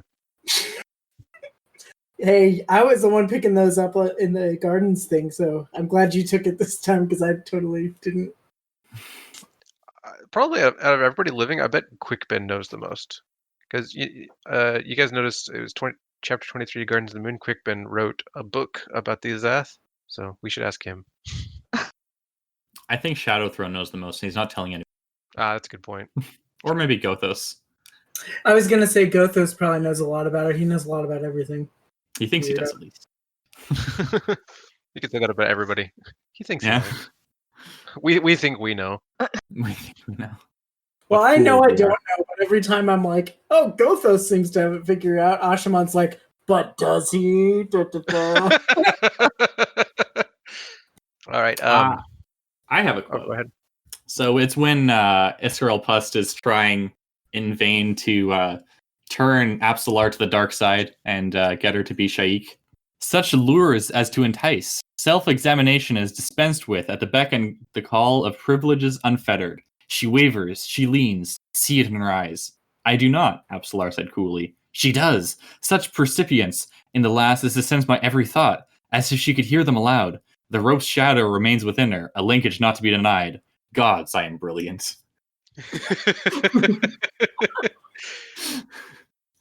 Yeah, I like in this Kind of chapter. Yeah.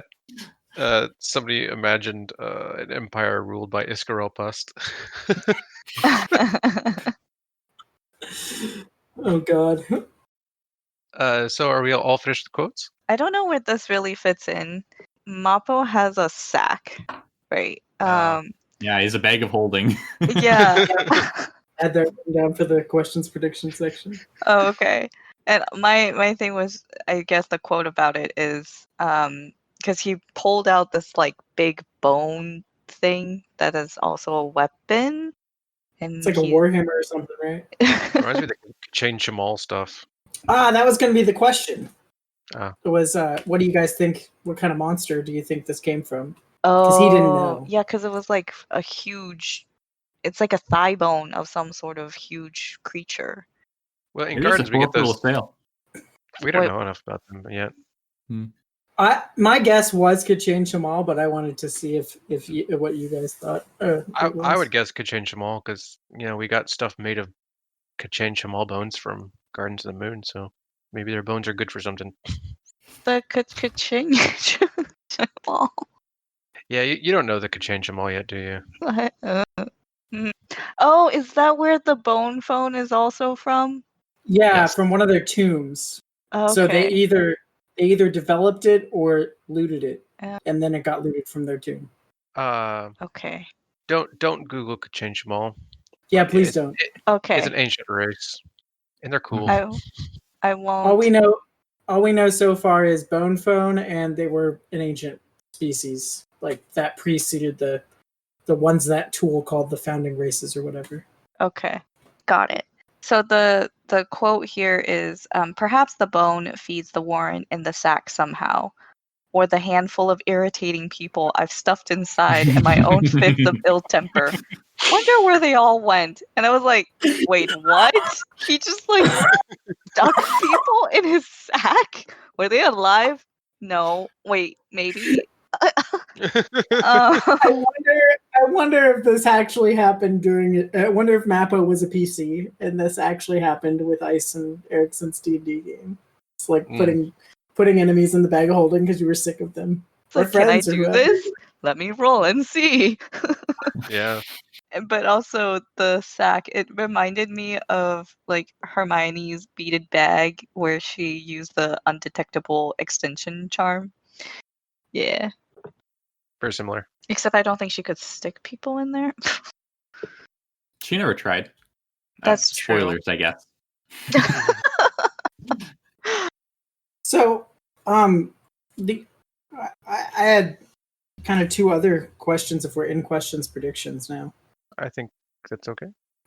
So there's this part where Fiddler says that he used to be able to get a sniff or two of when like they were part of like some colossal scheme that'll likely see them dead. And he had a nose for trouble, but he can't work it out when it comes to Pust. And he says Pust has baffled me, plain and simple. But I was thinking about that, and this girl Pust did surgery on him, his lungs and his ankle. So like, did he maybe like do something to sabotage Fiddler's natural adept talents when he was doing the surgery so that Fiddler wouldn't be able to sniff him out? Could have. If he did, he would have got to get it past Mappo, who was watching very closely. Does Mappo know stuff about warrants and stuff? And like Mappo was very old. Okay. Well, then maybe that theory's bunk. But I was trying to figure out why he wouldn't be able to sense it. And then also, I had who do Kalam and Quickbin have in mind for Emperor, and why is the answer Whiskey Jack? And I don't know if we'll ever get confirmation of this, but I'm pretty sure it's probably Whiskey Jack. And I think it would be pretty interesting if they were to succeed in replacing Lysine with Whiskey Jack to see how much of the Empire's flaws like wouldn't change, or like what new flaws might crop up that are different than the Empire's flaws under Lysine and previously Kalimved, because like, you know, Malazan has a lot to say about like the way institutions like kind of like reproduce themselves and their problems with, you know, whether or not, regardless of who's at the helm. And, you know, it doesn't have a straightforward answer to like whether the individual at the helm matters or not, but it does kind of indicate a lot that a lot of times people with power like kind of stuck in the machinery. So I'd be interested to see. I don't know that we'll ever get to see that in the 10 books, but to see what the Empire would be like under Whiskey Jack. I'm 95% sure that he was talking about Whiskey Jack there. Okay. I had no theories. Maybe Dujek, but yeah, I thought maybe Dujek too, but nah, he's old and crippled. Maybe Picker. Picker, yeah. No, it's Quickbin. Pormqual. Oh, yeah. Ash. Anybody else? And he's a high fist. He can't be incompetent, right? Do you have any speculation, Panda, you want to share? No, I honestly was like, cool, they have a plan. I have no idea. I'm just going to read and find out. Okay, I got a question. Do you think that Apsalar will become Shaik? Yes. Okay. Oh, were you asking me for general, like speculations in general? Yes. Yeah. Oh, okay. I thought you were asking specifically about the one. Yes, not put. I do have a couple. So, Ikarium. Ikarium's past. He does not remember. Mappo knows what Ikarium's past is, and Mappo told He thinks he knows. Oh God. Mappo told Fiddler that he is intentionally making Ikariam's quest unending. You know, from the flashbacks to Mappo's past, my understanding is that Mappo is some sort of like guard or handler of Ikariam. And we also know that Mappo's like hometown was completely destroyed. So my speculation is that Ikariam destroyed Mappo's hometown, and the Nameless Ones, I think, is who's involved, like chose Mappo to basically make sure that Ikariam doesn't repeat that devastation. So that's my speculation there. And then there's another thing, which is Kalam to Manala, because the rock that Quickbin gave Kalam was what could open the Imperial Warren, where no door to the Imperial Warren exists. And Kalam says, "Oh, you'll find magic embedded in jewels and such. Sorcerers make up dozens of them, all cursed in some way or other. Most of them are a kind of magical spying device. The sorcerer can track them, sometimes even see through them. This makes me think of the conch that Kimlock gave Fiddler, and maybe that conch has dual purpose, and maybe the conch is also a spying device? I don't know." Nice. I like the speculation. Oh, and I Yeah. don't think Stormy is dead. Okay, do you still think Servant is Dujek? No. No. Okay, so last time in the last episode, I was like, oh, maybe Servant is Dujek because of the whole arm thing. Like, one arm is younger than the other. And I completely forgot that Absalar's father was also missing an arm. Which, by the way, that information was given in chapter 1 of Gardens and was like never brought up again.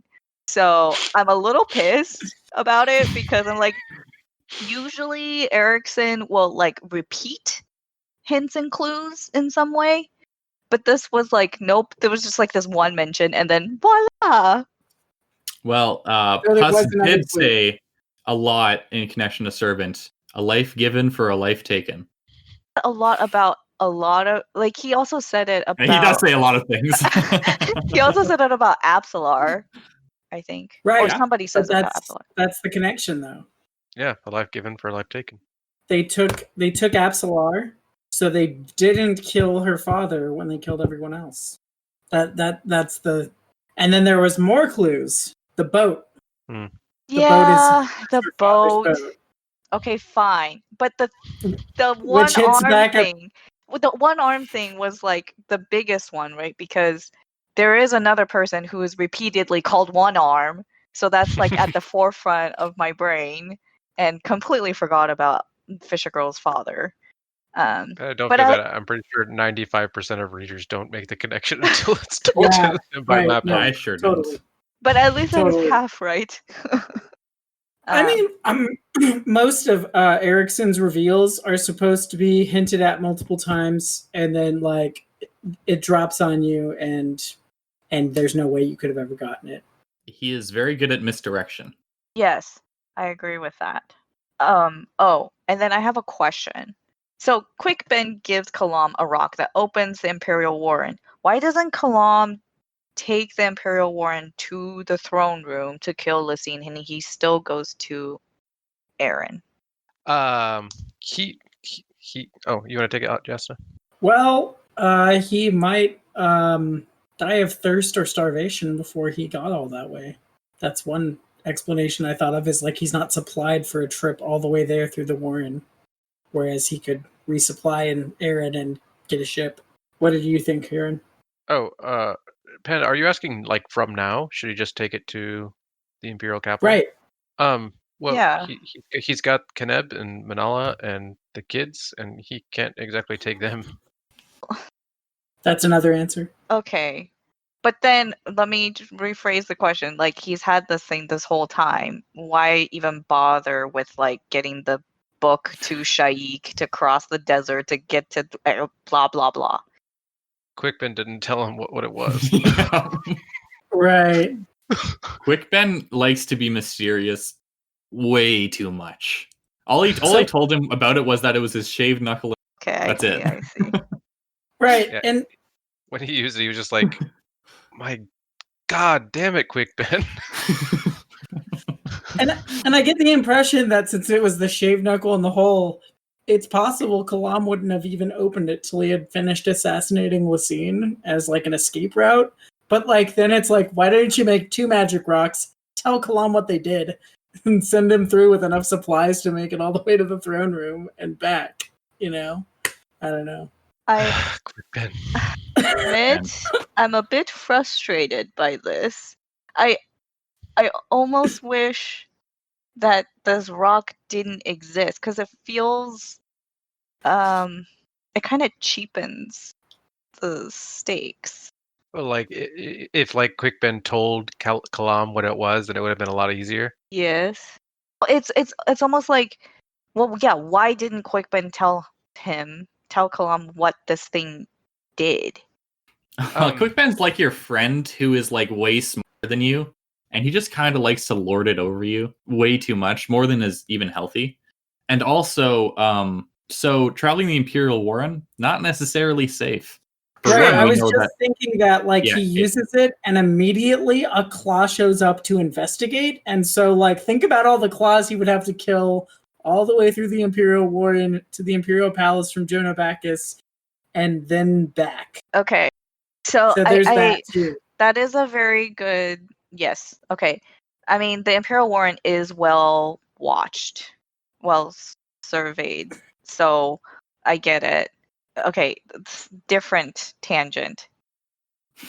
Why the heck is this claw also named Pearl? Agreed. It's ridiculous. Oversight, I think. I got no excuse. I mean, yeah. Sure, it's fine that 2 people have the same name. That happens, but like, you could have named it literally anything else. Yeah, like in the novella series, he does this too, but he makes it a bit where it's like pointed out that the people have the same name, and it's like a gag. But George R.R. Martin does make a point of having like a bunch of characters with the same names, which is pretty realistic. So maybe it's like a choice. I don't know. Yeah, there's like 6 Aegons. 6 Aegons? Yeah, 6 characters all named Aegon. Yeah, and a bunch of Johns. Mm-hmm. I mean, John, I get it's like a more common name in our world, but like the reason why I'm a bit pissed about another character named Pearl is because I was like, oh, I have a theory about this, and then it's like, no, they're just completely unrelated. I'm like, fine. It doesn't happen a lot. Okay. In fact, I can't think of another place. I can't either. At least in the main 10, because in the novellas they do it. That one doesn't count because it was done with purpose. Any other questions or speculations? It's not any of those. It's just a comment. Comment away. I think Erickson made a pun, and it was when Apt brought all the children to Shadow Throne, and was like, I want to keep this one in particular, right? And what does it say? Oh yeah, Shadow Throne heals the boy's face. Shadow Throne stepped back to examine his handiwork. He whispered. And it's spelled A-A-I. Yeah. I don't know if that was intentional, yeah. I don't know if that was him like giving a name to the kid, but yeah. Anyway, I thought that was fun. The kid has a name, but we learn it later. Mm-hmm. Okay. Cool. Should we go to listener questions? Sure. Really just one, because we already answered the one about the jade statues. Oh, sorry, 2. Red Army Ian says, how badly do you want to read a conversation between Krupp and his girl Pust? Yes. My answer is a lot. Yes. My handle on Twitter for my personal account is Iskarel Krupp Enthusiast. So that's my answer. I would like a conversation between Iskarel and Krupp, There is one other character who shows up that I would like to see converse with Iskirl even more. Ooh. More on that later. Is it in this book? No. Okay. No, it's not. It's not for a little while. But Oh, I think I know who you're talking about. when they show up, then I will let you know. Okay. Lady Sweden asks, which of the different POVs/storylines are you most excited by? My answers changed, so we gave our rankings last episode. Right now, for me, the most exciting is Duikers, because I love all of his sections in this part. And my least, I don't know.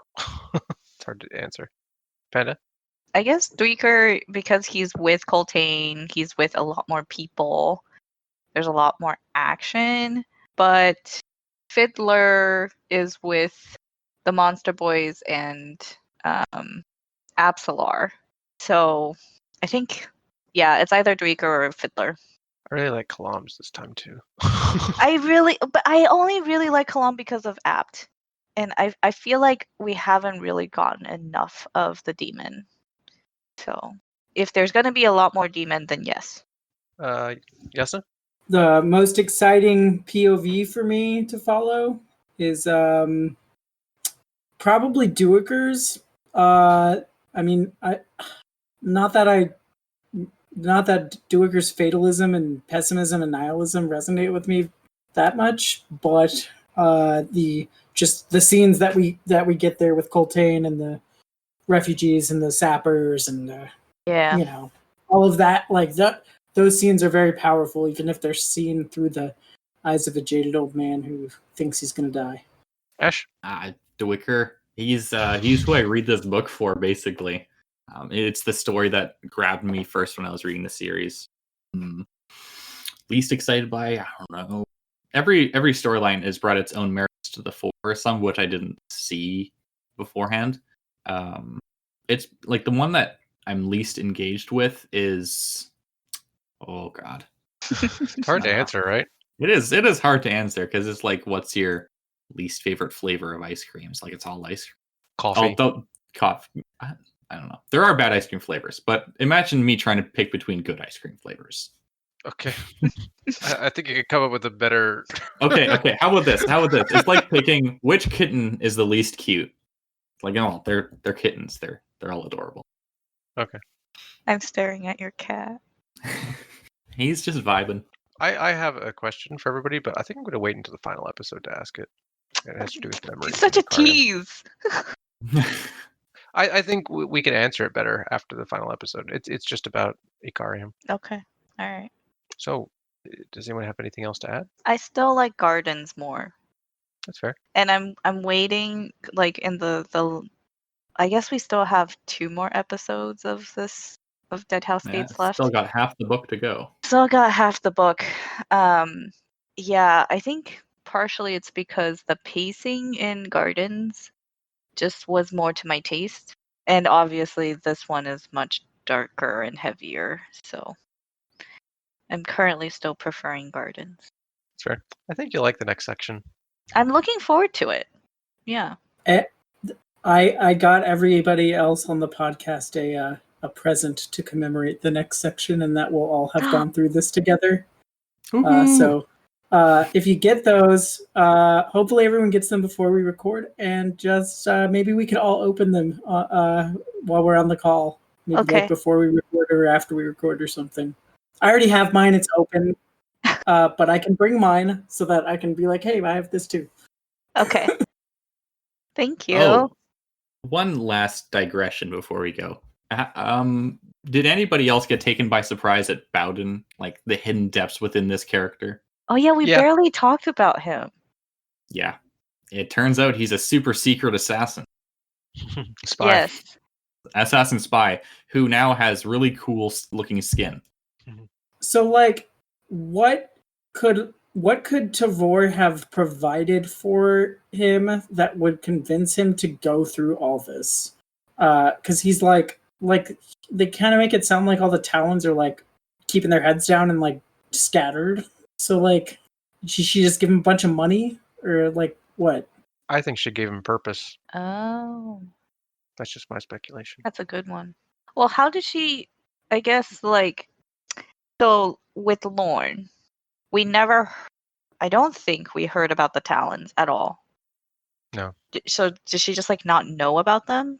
It's part of history that's been erased, basically. So then how does There- Tavor know about them? There are historians you can learn this from, like Hibor, for example. And it wasn't that long ago that the Talons were wiped out by Lazine. So it's feasible she could just like stumble upon a book, be like, "Oh, this is banned reading, but I'm going to read it anyways." Okay. I have a question. It just popped in my mind. So Tavor sends her sister off into slavery, but she gives him a bodyguard. Do you think that's enough? I mean, it clearly wasn't, right? I think Tavor probably really underestimated how horrifying these things were going to be and how bad Bowden would be at keeping her undamaged. Because, yeah, he says his excuse for not getting like Tavor had planned was that she didn't want to go, but he also never told her. Yeah. Why And now I didn't think he? she is very justifiably upset that, first of all, Bowden never told her that he was her bodyguard, and second of all, that Tavor would have the gall to assign a bodyguard like Bowden to her, as if that would make up for all the bad things that she's been through.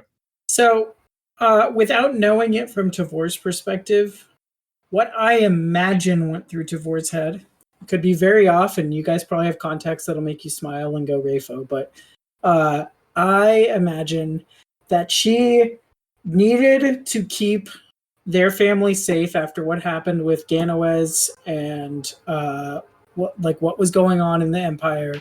So she did this as a gesture of loyalty to the Empress, but like thought that she could keep Felison safe and like bring her back under her protection by doing it. So it wasn't, to her, she wasn't like, oh, I'm going to do this horrible thing, but then there's a bodyguard to make up for it. I think she just thought that Felison would like take it and that Bowden could just guide Felison like she's an object through the danger and get her back to safety. And that obviously Felison has agency, and Felison did things to deal with a situation she knew was very real, or thought was very real, I mean. Those actions screwed up that plan. That's how I read it, is like that Tavor was trying to like kind of like fake out the Empress by doing this and get Felison back under her protection, and then it just like all went awry. Yeah, I'm just going to say that this also follows a pattern of people having plans involving Felison and not telling her about it. It happened with Hibork and Bowden later on in the island. It happens when they walk through the desert. People like want to exclude her, and she's really resenting that. I think fairly. Exclude her and treat her like she doesn't have any agency and that she's not going to respond to the situation at all. I think their fears are warranted. I think we've seen how much that she reveres the POS Benneth. And I think if they told her about this, there's at least they think, and I believe they might be justified in, based on how they perceive, Felison's actions, that she might rat them out. But maybe. But I think Felison is also justified in feeling betrayed by them. Oh, absolutely. Yeah. But that doesn't explain why Bowden never revealed until now to Felison what his purpose was. Like, if he had, right? I mean, do you think the story would have been different? And how different? I think it would have been very different. I don't think it would have been different. I think Felison would have responded the same way. She would have just like rejected it. She hates her sister and she doesn't want her help. She absolutely resents her sister. Just even from the very start of the prologue. I think it would have. I don't know. It's hard to say. But you saw how she reacted when she found out. But that's because, I mean, I'm wondering if Bowden could have protected her more from the trauma that she experienced. Yeah, maybe. I think my last comment is, previously I said that, like, people die, but then don't really die, and they come back, and it can be frustrating. But then I kind of contradict myself in that, like, I sometimes refuse that certain characters are dead. I just want to clarify that when a character is given like an adequate death scene, I feel like I get closure, I'm fine with it. But when a character is just like all of a sudden gone with no real explanation, that's when I'm like, I refuse that this person is dead, because there's got to be more to it. So just that clarification. Right, so shall we wrap it up? Yes. That concludes this episode. If you want to join the read along or join in on the discussions we're having, check us out on the Legendarium's Discord. You can find the link on thelegendarium.com. Also follow us on Twitter at GreenTeamPod. We welcome feedback. Let us know what you're enjoying or not enjoying about these discussions. Shout out to Horizon Brave for starting it all. Thank you to our panelists Ashaman, JasnahAsABoy, and BefuddledPanda. I'm Hurinfan. Until next time. Bye bye. See ya.